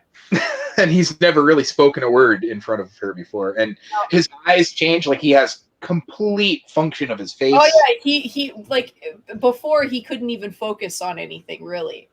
Yeah. He couldn't turn his head and look at people. He never focused directly on anything. You had to put things in front of his eyes for him to see them. So yeah, he's coherent for the first time ever. Yeah. And of course, at this point now, she fucking believes him. Yeah. At least to an extent, she does. Yeah. And she tries to sneak his letter, but he's like not asleep. And he tells her that he needs to take this letter to somebody. Yeah. He goes, I really need you to take me somewhere. And she goes, I don't think I can do that. This is a lockdown facility. And he goes, I don't need long. It's really important. I'm going to die today. And of course, now she believes him because. Well, I mean, that's those are some coincidences that would be hard to overlook. Exactly. Even for the biggest, staunchest skeptic. Exactly. After all that time, you know what I mean? That would be tough to ignore. Something before we get into the next bit. He asks Jackie for her childhood address the last time he's with her. That's right. Yeah, just before he disappears. It's one of those things that I keep thinking, if he'd asked her that the first time he met her, took that to the real world and gave that to the police or the doctors or whoever to find them, it would have corroborated his story. It might have been a bit too late at that point. Well, no, because they just needed somebody to say that he was lucid. Yeah, but he's already been through the trial. It doesn't matter. They'll retrial at any point. You can appeal and retrial. They would. It's not that easy. If someone's in an insane asylum and suddenly comes up with an address, which they would check it out. But if the people at that address corroborate it without any kind of poking or prodding, then that's proof enough. Yes, they would. I don't think they would even check it. You're talking about someone who apparently is crazy in an asylum who suddenly has pulled an address out of thin air, who didn't previously have it during his trial. They would think he's just crazy. They probably would. You'd have to get a lawyer who would then have to get them to go and. Yeah, but I think it could have made all the difference. He could have. It certainly could have. Most people would have tried that. So yeah, I agree, but I don't think it would work that easy. It wouldn't be easy, no, but it would probably have made a huge difference. He might, especially when he was going to die in a couple of days. Well, yeah, but he might have been able to get out. It might have changed the whole course of history for him. I don't think they're going to investigate, hold a new trial, and release him in 3 days or whatever, especially before Christmas. No, but it might have prevented his death because he thinks somebody murders him. Mm. The event leading up to his death in the first place wouldn't have happened if he did that. Yeah, but one of the things with time travel is you don't know if you're causing the event that's going to. Well, yeah, exactly. So, which is exactly what he does by. Yeah. So anyway, Dr. Lawrence drives him to Jean and Jackie's house. Yeah, and of course Jackie answers the door. Yeah, and she recognizes him right away. Yeah. She recognizes him right away. Well, yeah, I mean, it hasn't been very long, right? No. He asks for her mom, and her face crumbles. when he asks, where's your mom? She's like, she's fine. She's here somewhere. Yeah. And he calls her, and she's sober-ish, at least enough to have a conversation with him. She's like, do I know you? And he gives a brilliant performance here, and he says, you need to read this. There's no way for me to tell you anything that's not going to make this sound crazy. And I think what makes her take it seriously is because he knows the nickname Petal, which, I mean, there's any number of ways he could have known that, but she's not very bright. Yeah. So, she's a drunkard, and she doesn't really know how much he's talked to her kid. So yeah. And he obviously details in this letter. Actually, we hear him read it. He narrates reading this letter, and he tells her how she burns herself to death with a cigarette, and that there's so much more to life than whatever is making you live the way you're living, because your daughter's going to live the same life. Yeah. And just before that happens, like Jackie kind of gives her mom shit a little bit. Like, this is the guy that fixed our car. Yeah, that you yelled at. Yeah, like, and rightfully so. I mean, this little girl's like way more astute than her freaking mother is. Yeah. So at this point, Dr. Lawrence and him have gotten back to the hospital, and he gets out of the car, and he slips and falls and cracks the back of his head open on the pavement. So there's your blunt force trauma to the head. But begging to get put. This is just after another flashback to the Gulf War, where he, of course, gets shot in the head again and falls on the back of his head. And we see Rudy. This is something that Master Anon didn't notice. Rudy reaches up and he touches the glass, and he has something wrapped around his fingers that becomes important in a few minutes. Okay. So he's begging them to put him back in the fucking jacket and shove him into the drawer again. And I'm sure the authorities would have no problem with that. So what happened? Oh, he slipped over in the ice and split his head open. I think did you call an ambulance? No, we put him in a straitjacket and then we shoved him in a. I would be willing to bet locker in the morgue. They probably told them that he did it to himself while he was in the morgue drawer. Yeah, but even explaining how he's in the morgue drawer would be. Dr. Becker said he was trying to create a womb-like environment for his yeah, patients. okay. Yes. Yeah. But he was obviously disbarred. Yeah, I know. But yeah, that's... Anyway. It's one of those things in the movie where it's the right thing for the characters to do, but I always wonder how they're going to explain it afterwards. Well, he didn't. Dr. Becker was disbarred. He had his license revoked. No longer a doctor. Basically, so they just put him in the morgue drawer and said that he smashed his own head like that until he died. And they disbarred Dr. Becker. Yeah, because you have to be lying at that point, you crazy ass doctor. So yeah, exactly. there was consequence for. And there was actually a reasonable explanation for it for them. Yeah, I'd still love to see them try to explain it though. Oh yeah, I mean. Oh yeah, they would try and stumble over their words, and then they'd be like, "Okay, you can't be a doctor anymore." Yeah. So it's sort of cutting back and forth between him in the drawer and Jean reading the letter he wrote and realizing, she's gonna like lose everything. She's gonna fuck up her daughter's life too. Because she not just by burning to death in this fire, but by being a drunken loser. Yeah. So. And just after she puts her cigarette down and puts it out while she's reading this letter, realizing she's going to fuck up her daughter's life, we get a flashback to the guy in the bar who shot the cop, and he is swinging around the same chain that Rudy has wrapped around his fingers in that fucking in that shot of him in the window. Damn. Yeah, I missed that. It's like 3 seconds. Yeah. So God damn it, Rudy. Why'd you do it, man? He got away with that, but he ended up in there anyways. Yeah. It makes me wonder if he did that. Sorry. So what happened? I missed that. I totally missed that part. Okay, around the very end of the movie, I actually pulled it up when I got all fucked up at the beginning because I wanted to be watching it while we were talking about it. Around an hour and 16 minutes. There's a flashback just after she puts her cigarette out of the guy that shot the cop Yeah. in a bar, and he's swinging around the same little beads that Rudy has wrapped around his fingers in that shot a few minutes ago. I told you was going to be important. Yeah. Yeah. It is Rudy. Rudy shot the cop. Are you sure? Be pretty damn sure. I'm going to have to Yeah, go back and look at that. Yeah, do it. If that's there, then obviously that would be the only answer. Would allude.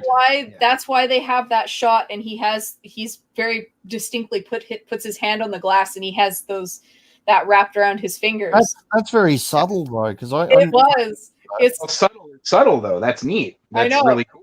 It is that subtle. That's you both missed it. yeah, but they're also played by different actors. Well, yeah, because one of them he time traveled. It's 13 years apart too. I mean, usually they wouldn't do that, but people can age a lot, especially in a insane asylum. So, actually, wait a minute. Wait, no. I see what you're saying. No, because this is still in. No, you're right. Yeah, no, it's still in 95. Nope, you're right. That's weird because he is swinging around the same beats. I'm going to share a timestamp of a crappy French dubbed because I didn't need the words. I was just watching it for the visual. Just before I guess the scene. It would be like 95 or 93 in the story. Yeah, so never mind. It was still at the same time. So yeah, it would have had to have been played by the same actor. But you can see him swinging around those fucking beads. I thought they did something really cool there, but obviously they didn't because it's not the same actor. And it would have to be if it was in the same time period. It's strange though, so there must be some meaning to it. There's got to be significance to it, or it's just telling the audience, yeah, this guy's a real person and he's not crazy at all. Yeah. Probably that one. Yeah. I'm probably overthinking it. Yeah. Something or other. But yeah, if you might be, but that's still that's fine. If you click that link, I saw it. I just watched it. Yeah. That's. I thought they did something real cool. I think I'm overthinking it. Anyways, he gets put back in the morgue drawer for the last time. Not. Obviously, for the last time. And so I guess it is the 5th time. Yes. And we see Jean go to Jackie and just, she has an epiphany. This is a life-altering moment for her, clearly. And she's like, yeah. She doesn't say anything. She just looks at her daughter with all the love a mother could muster. Yeah. And it's very heartwarming, actually. This is quite a beautiful film. I know we peanut gallery over all of it, but it's quite beautiful. So it cuts to Jack, and he's got a bloody face, but he's standing outside of her work, and she just like he was the first time, but it's now light. It's not dark out anymore. Yeah, and she's driving a really nice Volkswagen Beetle, nice car. She recognizes him again, but she's playing. I don't know if she's playing a game with him. She obviously is because she recognizes him. And they're playing a game together. He's wise to it too. He's like, It's a different timeline now, though, so she wouldn't remember something from the future. She does, though. She does at least a little bit. There's something. It's all her. It's the same mind. That's the whole point. Yeah, she does, though, and it's apparent in the last line of the movie. The last words she says. So she drives past him a little bit, and he's smirking because he knows what she's doing. Yeah. She drives past him a little bit, and then she stops, and then she backs up and unrolls the window and goes, "Hey, you want to ride?" Yeah. And she also has a conversation on the phone with her mum, so her mum's still alive. Yeah, and she has a job as a nurse, no longer a waitress. She doesn't look like she's drinking anymore, or if not. And the screen fades to white as they're driving against, like, away from the sun, so the camera's facing it. And her last words are, "Oh, how long do we have?" Yeah. She knows. She remembers. For some reason, somehow she knows. Yeah, it's something. So I don't have to have everything explained to me in movies, and sometimes that's the best thing, right? Yeah. But I do try to figure out how something is happening, and I have to wonder how exactly is he time slipping in this? Oh, What is the mechanism? I have no idea. It's 12 Monkeys-esque style of time travel. Yeah. He's Sort of really- like he's got a time machine. No. They pumped him full of past information. In 12 Monkeys, he never time traveled at all. He never left. They just gave him all the information he knew he needed and pumped him full of some shit. And none of Bruce Willis's character, what he actually did, actually happened. He just pieced together all the information that they had, and he's a smart individual, and he came back with this stuff. So all of Brad Pitt's character and shit, he existed, but none of it ever happened. Yeah. So there was no actual time travel in 12 Monkeys at all.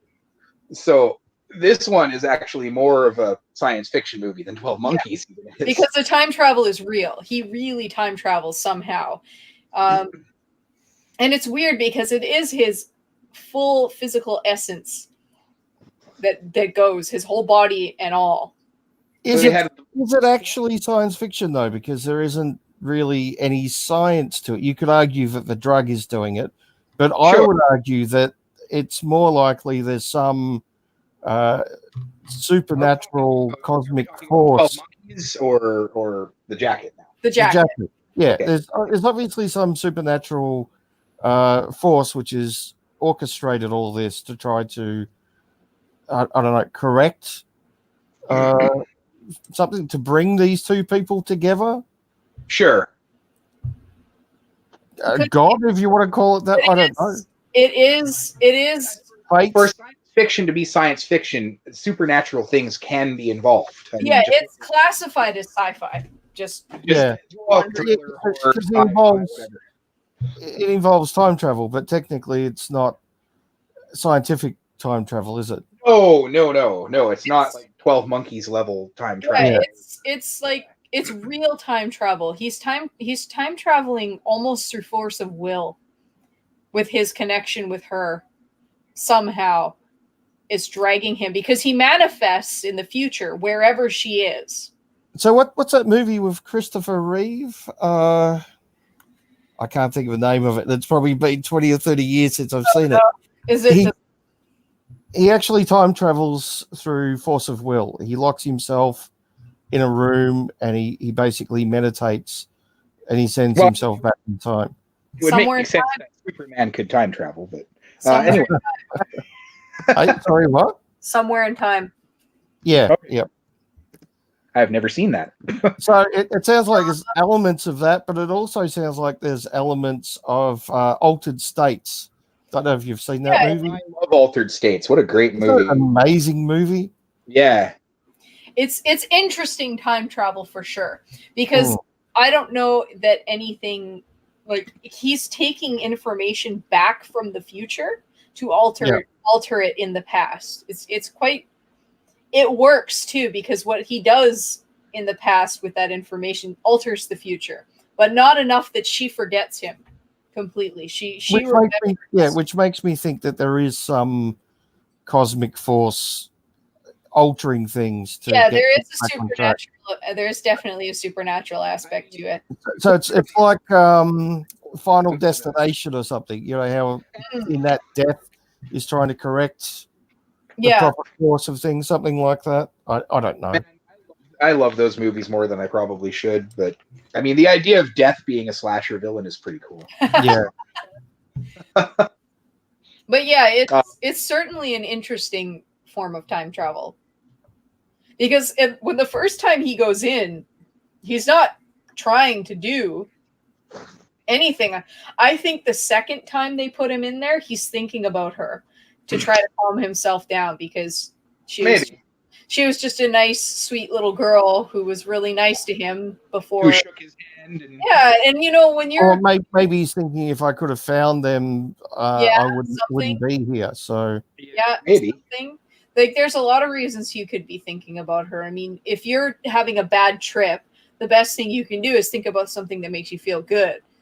Yeah. So maybe it just was a happy memory for him because he doesn't really remember anything, I think, from before he got shot. Yeah, not really. Not really. So he only really remembers her and her mom, and she was just a nice little girl. So there's some force of connection that's drawing him to her. And so he happened to just time travel to her. I think Rudy was just indiscriminately time traveling. And it was, Well, it was- yeah, yeah, he was kind of having fun with it a little yeah, bit. it was doing nothing for him. He was just woohoo, Yeah. which is Yeah. probably why they stopped sending him in because he was Yeah. coming out of it and being like, "Yeah, I was time traveling in this year, and I was here, and I was there." And Maybe. they're like, "Oh, okay, this is not helping you. You're just a lunatic." Yeah. Now, you put it that way. Now, I really am thinking about altered states now, man. With the sensory deprivation tank and everything. Yeah. That's a really cool comparison.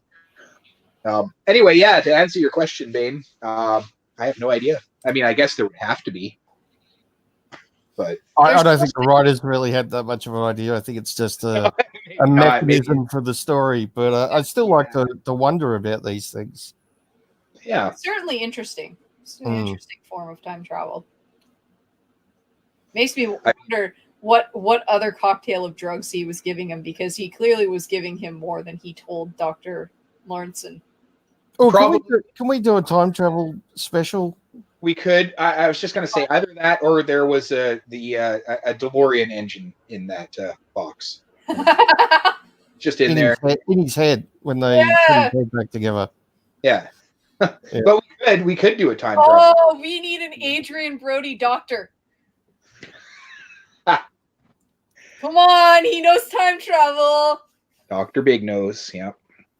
Be nice to the Jew. Oh, you mean a Doctor Who? Yeah. Oh, I don't think he's female or transgender enough. So. Oh, come on! They already went back to a man, didn't they? No, I think it's still a woman, unless they've. Yeah. No, they said ratings were dropping, so they were gonna. I stopped paying attention long before that happened, even. So yeah, but you know, if they try to go back to a white male, they'll throw a fit. Yeah, but the ratings will go back up. That's true. Yeah. So it's catch-22. If they go back to good writing and decent stories, hell, if they wanted to make him a woman, it really wouldn't matter that much. The only problem with it is he could have spawned his entire world back to life again. Yeah. Because he could have changed into a woman and started popping out. If you're going to make the Doctor a female, at least do have some good writing. Yeah. Yeah, I haven't watched any of it. I stopped watching, granted, after Matt Smith, to be fair. I watched 5 episodes of Peter Capaldi, and I enjoyed him, and then I just lost interest. I didn't like him at the start, but he grew on me. By the end of it, I really liked him. But at the start, yeah, it took me a while to get used to him. But that's often the case with a new Doctor. So I really liked Chris. I think he got the shaft. Oh, yeah. I would have been happy with him. He left. He left because he didn't want to be typecast. No, I really liked him when he was the Doctor. It was fun. Yeah, he had a good 13 episodes. It was fun. I enjoyed him. He was fun. Are you familiar with the old Doctor Who? No, but I'd like to watch them. But I am, and we discussed this last time. We might have. You told me to watch the Jelly Baby guy, and that's it. Yes, yeah, you have to. You have to. I will get around to it. I will. I mean, some of the episodes are funny just because of how low budget it is, but they're so bad. Some of them, I use that term loosely, right? Like they're fun, but they're so low budget, many of them, that it's very apparent. But the stories are often good, and Tom Baker's always good. So yes. Indeed, yeah. Any episode, all of Tom Baker's episodes are worth watching. Yep. It's mandatory. If you're a Doctor Who fan, you have to watch all of them at least once. Yeah, they're good. It's good stuff. You'll enjoy it. So Even the giant robot with the fucking difficult, fucking awkward suit that the poor guy had to wear. And you Yeah. can see numerous times he's almost falling over. I'm sure they cut the shot just as he was about to fall over quite a few times. Or he probably did right after the show. Yeah. Yeah. Oh, that poor guy. I can only imagine. Anon, you'll understand what I'm talking about when you see it, or what we're talking about. You'll get it. I won't even have to point it out. You'll just see it. Yeah, that was one of the early episodes too. So Yeah, very early. So yeah, So I'm guessing we recommend both these movies. no, I would. No, she's gone. She's gone. No, I would. I like them. I like them quite a bit, actually. Kind of for what they are. I think they're very well made mainstream movies. I like The Experiment. I'd like to see the original. But I like The Experiment for what it was. The Jacket I liked a little bit more. Yeah, same. I thought it was a fairly original story. It's a nice story, you know. Two people finding each other through time. Yeah, it's good. I like the ending. I actually like how good the ending was. I feel it was too saccharine sweet or tacked on. I thought it was just a nice kind of bookend to the. Yeah, I don't mind a bit of a love story where two people find them, you know, each other. But I don't like if it's too predictable or too, you know, over the top, fucking sugary. No, I didn't find this too sugary at all. No, not at all. No, it's just a nice story. Yeah, with weird sci-fi time travel and very weird. Yeah, someone being put in a straitjacket and then put in a morgue drawer. Don't worry, Bane. I've got a couple of sickly sweet romance movies I'm gonna make you watch. Sure you have. Mm-hmm. Only two, and I'm gonna put them together so we get them out of the way. Well, I mean, one day maybe down the road, depending on how long we're doing this, there might be a Torture Bane episode. So, I mean, it's too easy to torture him, though. Look, I don't even mind doing a romance special because you know there are some movies with a romance plot in them that I quite like, just not sugary, over the top, you know, sweet ones.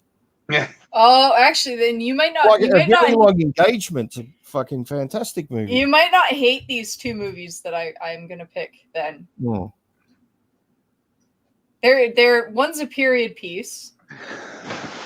Oh, you'll get into an argument with Garrett over that one. Oh, Yeah. why? Well, because it's a period piece. Is it beautiful? It only has to be beautiful. If it's not beautiful, then I wasn't expecting you to go, why? I was expecting you to burst out laughing, but it went straight over your head. My head. So over my head there.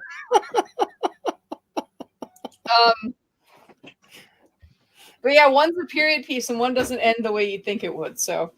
Oh yeah, well that sounds interesting. Yeah. So yeah, we'd both recommend them. Absolutely. I mean, Master Anon's gone for a piss, but I can speak for him. Yes, definitely. They're both great. Very interesting. The Experiment's very interesting. I don't understand why it hasn't done better. I have a feeling it has a lot to do with Guyliner. I don't know. He's really distracting. Every scene he's in becomes funny because he's fucking ridiculous. He looks like a chicken with eyeliner on. And his nails are painted, for fuck's sakes. Oh, he's meant to be like a goth type guy, I think. Yeah, but okay, look, I like my goth aesthetic, but I don't wear it to work. But you're not true goth then, are you? Yeah, I guess not. Oh my god. You're not goth enough. Reminds me of this tweet I saw floating around Twitter. If you don't like goth music, you're not goth. Well, yeah, I guess. I fucking hate goth music. I hate it. It's drony and terrible.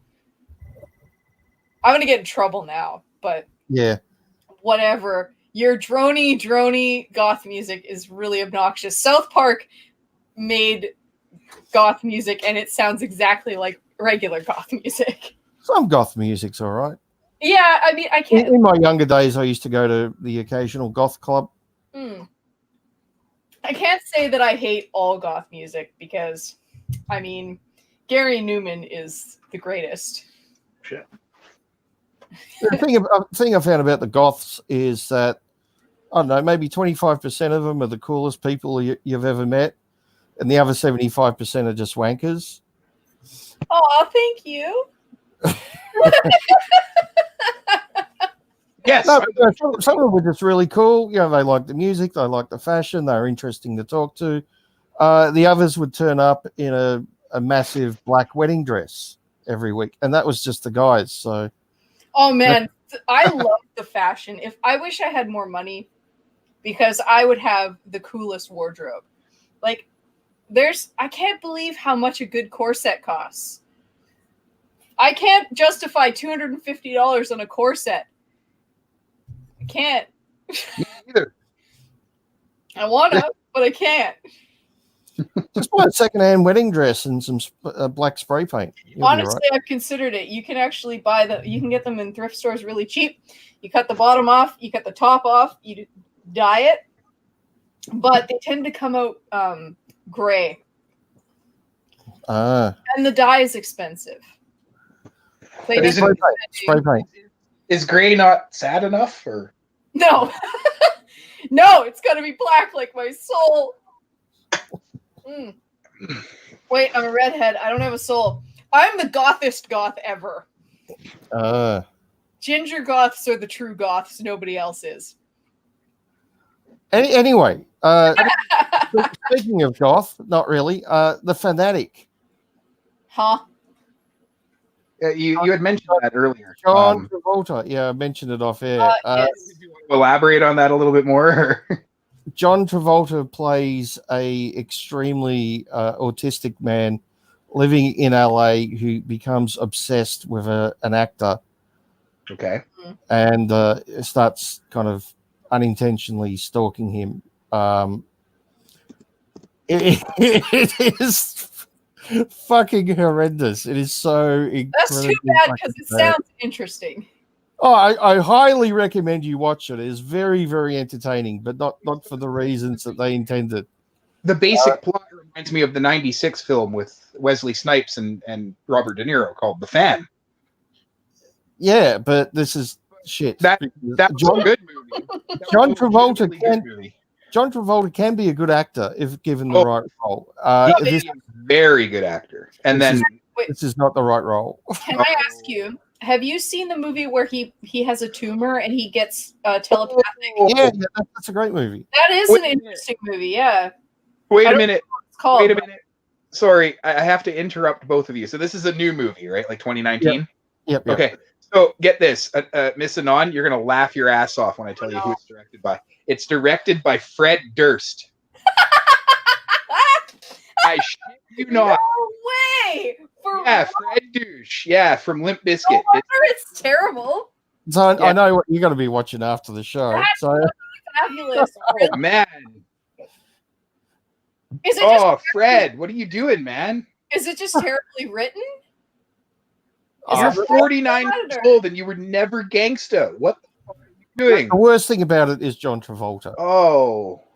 Anyway, yeah, it was actually directed by Fred Durst. I knew he had some film aspiration, but I didn't think of Wow, that's wow. I'm gobsmacked. You both just started roboting like crazy, just so you know. Well, you're not. Oh, is it okay now? Yeah, no, I hear you fine. I think yeah. it's on his end. Don't do You that, guys- dickhole. You two were just so flabbergasted it broke everything. It did. Yeah. Anyway, it's directed by Fred Durst. Durst. So maybe that's part of the problem. I don't He's know. such a thirst. So is it really that bad? Is it an awful movie, or is he just awful? It's mainly John Travolta. I mean, it wouldn't be a good sucks. movie. It wouldn't be a good movie otherwise, but I think his performance is just so outstanding, but not in a good way. You want to know what one of my favorite Uh, jokes You have to watch it. Now, It's did so the fucking movie funny. make you want to break stuff? No, it just made me sit there wondering what the fuck am I watching? The fuck's going on? Please, did you get the joke? Babe? No, I didn't get the joke. It's just one of those days when you Just Are you you're making wanna Limp get up. Bizkit references? Don't want to I'm, get I'm, up. I'm not a fan. wake up. It's his only good song. Every movie sucks. Oh. I'm sorry. It's his only good song. Okay. Anyway, explain the movie. It wouldn't be a good movie even without Travolta. Really? Oh, it'd be an average movie with a good actor in that role, but I think John Travolta Yeah. in that role, it just makes it fucking cool. That's unfortunate. So he Yeah, doesn't want to play an autistic man, is what you're saying.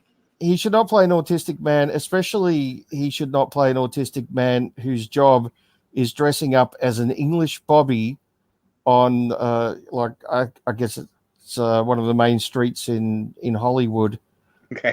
busking, going along saying poppycock, What? poppycock, with a fake mustache, and yeah, it's just so bad, so incredibly bad. It makes you sit there and wonder what the fuck were they thinking. What kind of poppycock is this? It's just you have seriously, you have to watch it. It's so fucking incredibly bad. I feel inclined. Yeah, That's very terrible. and I watched the Witcher TV series last week. I knew absolutely nothing about The Witcher going into it. I've never played the game, never read the books, Me neither. and I really enjoyed it. I thought it was good. Oh, right on. That's always good when there's a good fantasy series on TV that doesn't totally suck. I mean, something's got to replace the first 3 seasons of Game of Thrones. So Yeah, I was going to say it's not at that level as far as budget and look and feel and everything, but it's still pretty good. yeah, I've kind of wanted to check it out. That's an Amazon series, isn't it? I can't remember, to be honest. It was just released last weekend, or they dropped all the episodes. So yeah, I'll have to check it out. I wouldn't mind. I mean, I like good fantasy, so we shall see. But The Fanatic. I'm just kind of looking at just even the cover. It's just John Travolta trying to look blank. yeah, it's not good. Yeah, it's just not good. Oh, So the next episode's going to be really long. is that the Akira Kurosawa. Nice. Yeah, So it's going to be a long one, isn't it? that's going to be a long one. We will probably do that on Sunday your time, Saturday our time, because we're going to have to start quite a lot earlier. Yep. In order to have time. Yeah. So we're doing that in 2 weeks. Yeah, I mean, Maybe, it yeah. might be 3. Let's say maybe 3 because it's going to be a slog to watch all of those in. Well, yeah. If our work schedule goes back to normal, yeah. Otherwise, 2 weeks will be fine. All right. I'm usually up to know a week beforehand if we'll be able to cut her. So we'll say 3 weeks and a day then. yeah, and then of course after that we have another Torture Fest. Yes, that's which going to be. Nobody's put movies in for. I did. No, they're not there. No, we will. Oh, it's not on the list, but I've told you what mine is. It's Turkish Spider-Man. Yes. It's even on YouTube for free. I don't know what Master Nun's got in store for me though. You will. I'm upset. I'm keeping it a secret, Concern. both of you, until 2 weeks on the episode. I see. Okay, then we've got Bane again Mm-hmm. with Naked and Cloud Atlas. Yep. And then Master Nun, who's picked 2 amazing movies. Dead Leaves and Manborg. And Manborg is fucking amazing. So I'm very excited about that. It has this guy's nailed the Australian accent. Like, mwah, it's perfect. Yeah, it's good old Astron 6. He's impressive. He's an impressive method actor. I wouldn't even know he was an Australian unless you told me. You wouldn't know that this movie was filmed in a Canadian garage in Winnipeg for 2,000 Canadian dollars. Actually, that is really impressive. Yeah, well, it's mostly animated, but it's not. It's just very cool. a lot of green screen, a lot of reused assets from other movies. It's really well put together. And these guys, this is Astron 6's fourth movie. This is just before like The Void and a couple other ones, Father's Day. And they made it low budget like that on purpose. Mhm. It's really cool. Just Very to see what they could do. And it's only like an hour and 10 minutes long. So is it like an homage to like low budget 80s movies or something? It is a complete homage to them, but it's also a completely original movie at the same time. It's Because very the name sounds very much like something I'd see in a video shop in the 80s. Oh yeah, no, it certainly is. And so is the cover of the movie. You can look it up. Yeah, The yeah. soundtrack is just 80s like synth pop, dark wave type stuff, you know, like the soundtrack to the Terminator or something, but just ratchet. Yep. It's just great. It's just a loving homage that, you know, is great for what it is. Dead Leaves is a insane Japanese animated movie. This one's only 42 minutes long, but Oh, a short one. I don't want to give anything away about it because it's batshit insane. it's weird. Yeah. And then, you know, I'm just out to break both of you, and we're going to be doing for my episode Plague Dogs and Watership Down. Yeah, and they're both based on books by the same author, aren't they? They are. I know very little about them, but I briefly looked them up. Make Yeah. sure you watch the correct Watership Down, the original animated Yeah, film. 1978. Yep. Because while the new series is actually okay, I saw a lot of people very upset that they toned it down a little bit. But honestly, it's more watchable for kids because I saw the original and it was nightmare fuel. Well, both of those movies, Richard Adams, the author, had a way of like the books, Plague Dogs and Watership Down, especially Plague Dogs, are written to where kids can read them, like 10-year-olds can read them, or even 9 or whatever, and have a good time. They're disturbing, but they're disturbing even for adults. It's a wholly different thing to see it animated too. It is. It really is. It's They're both very, very, very well done animated films. So when you're reading the book, you're limited by your own imagination. When it's animated in front of you, it's a lot. Yeah, it's quite disturbing.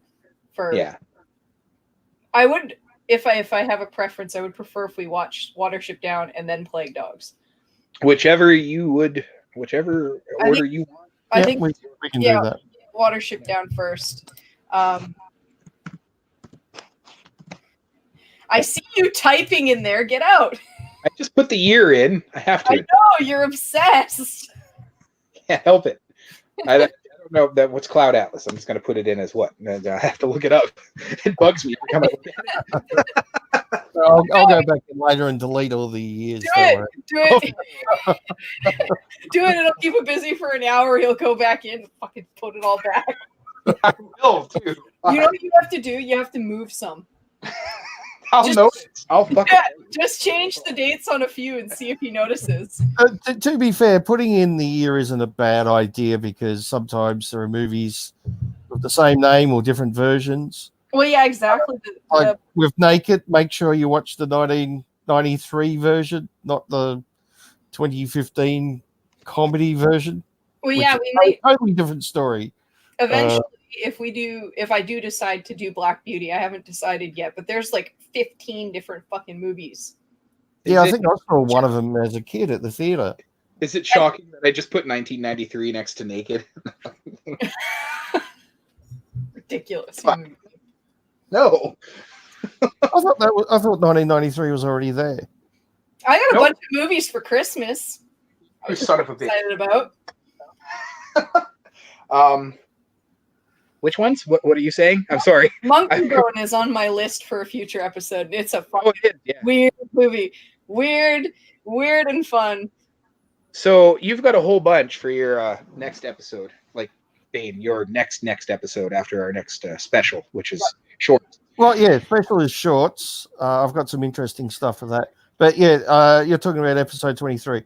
I've just put them there as a holding thing because I've changed my order a fair bit over the last 6 months.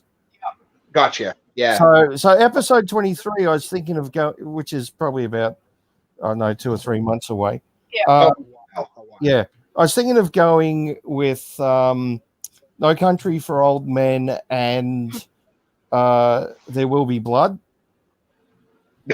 That's a really, really good combination. I know. And I watched them the other week too when I had some time. They're fucking great movies, especially back. Yeah.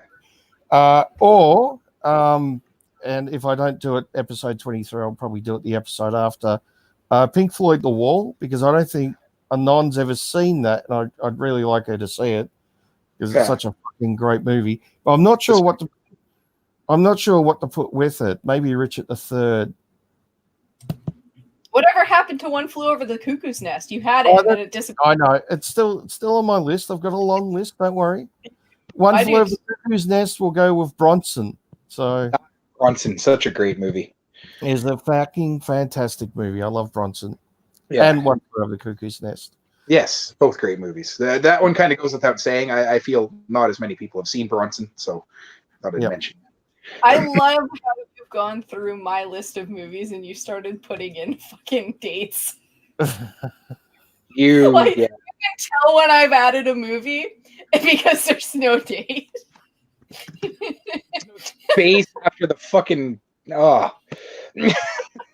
you both are crazy and sloppy. No, I see you typing. Scroll all the way down to my list of movies. There's a whole bunch in there. There's no dates. To be fair, there's a ton I put in there that don't have any dates either. So I would like to switch our extra disturbed theme in there somewhere. Oh yeah. Our most disturbing movies, maybe after the shorts. That'll be our next theme. I know Stephen King's in there, but we can move him. People have talked about his movies ad nauseum. Oh yeah, the movies based on his work. Yeah, we have. So most disturbing movie. Okay, we have to define disturbing though. Personally disturbing. Okay. What disturbs you? What makes you feel uncomfortable? Makes you unhappy? I don't know. I've got a pick that I actually hate watching it, and I only watch it when I get somebody else to watch it. And I think that means I've only watched it twice. The first time I watched it, and then the time I got Master and On to watch it. So this will be number 3, and I will hate it every second. I have to have a good thing about it. Something that makes you feel so uncomfortable you almost don't want to watch it again. And if we've already watched it... Oh, that bloody Christmas fucking thing we did last week. 7 Nights of Hanukkah or whatever it was. I thought you were going to pick The Eyes of My Mother. Oh, no, that is a very disturbing movie, but I enjoyed watching it. Yeah. So it's disturbing, but it didn't disturb me, if that makes sense. Yeah, it has to be something that you find personally disturbing. It may not disturb Master None and I to the same degree. I'm sure the movie I'm thinking about that I find personally disturbing, but I still enjoy them. So you're not going to find a movie that I find so disturbing that I don't like it. I say almost, a quote unquote almost, because I really like my movie too, but it's not. I guess I could go with Irreversible because we haven't really done that, have we? We no, talked briefly, but talked about it a lot. But yeah, Irreversible is a disturbing fucking movie. I'll put that as a maybe. And list. It's a ways off, so you've got time to think about it. But I'm fairly sure, like, there's movies that scare the crap out of me, but I don't find them disturbing. Like Wolf Creek scares the shit out of me, but I don't find it so deeply disturbing. I could force you both to sit through Sallow. I don't know. What is that? The Sallow, the 120 Days of Sodom. That's a sick movie that, I mean, I like it, I guess, but it's very disturbing and hard for me to watch because it's so disgusting. Yeah, it's like for a lot of people, I think the Human Centipede is probably like not for us, but for a lot of people that would be really deeply disturbing and not necessarily something that's fun to watch. Not a bad trash movie for what it is. Yeah. But it's pretty tame. But I guess if it disturbs somebody, it's just an example, and I know a lot of people have watched that one. So something like that makes that personally it hits you in a place. I think you understand my meaning. No, I get it. Yeah, I can think of a few. Irreversible would be near the top of my list. I mean, that is a scene that I can barely watch. Yeah, some, that's exactly what I'm talking about. some that might surprise you, like Children of Men. I find that movie. I fucking love Children of Men. Oh, me too. I love it. I love it so much, but it's very disturbing to me. It's hard to watch. But I It's love one of my all-time favorite sci-fi movies. I guess it's so good. It's so downbeat and I don't set. think I've It's seen so realistic, and it's amazing. But I find it very disturbing. It's very dark to the point where it's so nihilistic. Like it's so hopeless. You know, like Yeah, I don't think I've seen it. you yeah, have. it's great. It's really good. Yeah, it's basically the basic plot is all the adults on Earth are all sterile. Nobody can have Oh babies. yes. Okay. Yeah. No, that's I remember. Yeah, if there's one movie that deserves a Criterion Collection release that doesn't have it, it's that movie. That movie moves film forward as an art form more than a lot of modern films do. So I don't think we'll have troubles picking something that's deeply disturbing to each of us. yeah, no, I suppose not. And a long time in the future, what we should do is we should do a special for Aussie movies, and then we should do one for Canadian movies. Oh, I already have the Aussie movie picked then. So we're calling that one's Ozploitation for sure. Oh Yeah. yeah. Which I mean, can I pick 2 movies for that because they go together and they're a sequel? Mad Max? Oh, Wolf Creek 1 and 2. Oh, okay. Yeah. Have you seen either of them? No. You should, because like the first one scares the crap out of me, but the second one is so good it makes me laugh. It's fun. He plows into a bunch of kangaroos. It doesn't get much more. For the Canadian one, I think I'd have to pick Bob and Doug McKenzie. I don't even know a Canadian like. I don't know if that's a Canadian movie. Oh, I already know. I got it. Movie about Canadians. It's close I've enough. got it. I've got one. And Master Non, you can't have it. Okay. Red Green movie. Oh, there you go. It doesn't get much more Canadian than that. Well, I already know what movies I'm picking for my Ozploitation one. Oh yeah. Well, yeah, of course. They're going to be both horror movies, but Of course. Mine too. super fucking Australian. Both of one of them is kind of funny and one is not. So I might pick something completely different then, like The Mule. yeah. Don't even know what that is. Well, they don't have to be horror movies if that's what you Have were you ever seen The Mule? The Mule is that not the new Mule, is it? I think it came out 2014, maybe. Okay, I don't think so then. It's set in the 80s. It's about an Aussie who's talked into going to Thailand and smuggling Nope. heroin. And so it's a dark comedy. He has to swallow the heroin bags, right? Okay. And when he comes in through customs, they take him aside because they think he's got drugs. And they take him to a hotel room waiting for him to shit them out, but he refuses to shit them out. Okay. So it's a standoff, and it's quite funny, quite dark. A bit of toilet humor in it. I mean, poop jokes are great. Yeah, I won't spoil some of the poop jokes. Yeah. Some are quite disturbing, but I could pick that for disturbing. Yeah. You could. No, the If it whole disturbs movie's not disturbing, but there's one thing in it which is disturbing, which I won't spoil. No. Yeah, that'll be tough. It'll be hard because I really enjoy both Wolf Creek 1 and 2. It'll be hard for me to just pick one. They're both very Australian. I can show you some very Australian movies if you want. Yeah, maybe I'll just save those for an episode and I'll pick something else for a theme. Some really bad Aussie movies like Outback Vampires. That sounds amazing. What are you talking about? There's one called, I think it's called Welcome to Whoop Whoop. Welcome to Whoop Whoop. I think it's about an American who gets basically kidnapped by. He's basically picked up by an Aussie blonde in the outback, and then drugged, and he wakes up in a crater in the middle of the outback where there's a town in this crater. Okay. Yeah, and he's basically held there. And it's weird. It's so fucking weird. There's one scene where the guy who's running the town puts on tap shoes, and he climbs up on the bar, and the bar's got like a metal top on it, and he hooks the tap shoes up to like a car battery, and he's tap dancing along the top of the bar, and of course it's sparking because of it's so weird. It sounds weird. Yeah, it's so strange. Very, very strange movie. Yeah. Yeah, I've got some pretty hilarious Aussie movies. There's one that I want to do. I'm going to say it. It's 1974's. It's called The Cars That Ate Paris. Oh, I've heard of that. I've never seen it though. Yeah.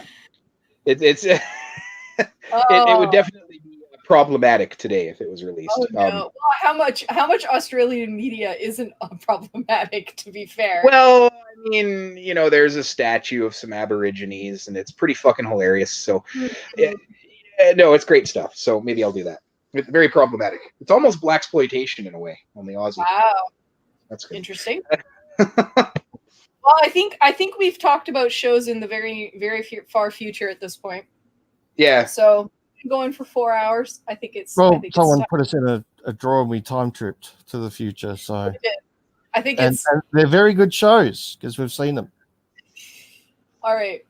So now, does that mean they're scripted? Because we know what we're going to say. Oh, hold on. So, yeah. Hold on a second. It's in the script. No.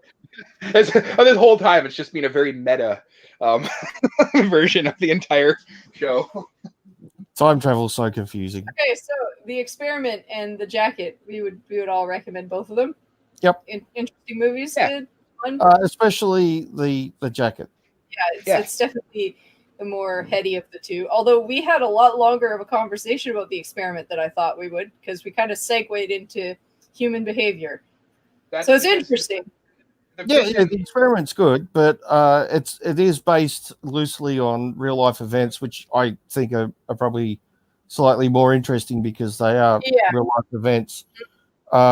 Whereas the Jacket is just good sci-fi with an interesting story. All right, so hopefully we'll see you in 2 weeks for an Akira Kurosawa. 3 weeks within Akira Kurosawa and a day special. It'll be 2 or 3 weeks in a day because it will be Saturday in the Canadian Continentals, and then on the wrong side of the world it'll be Sunday. Yep. All right. Good night, everybody. It'll be 2020. It will. It will be next year. We'll see you next year. We'll be in the 20s. We will. Bye. Bye.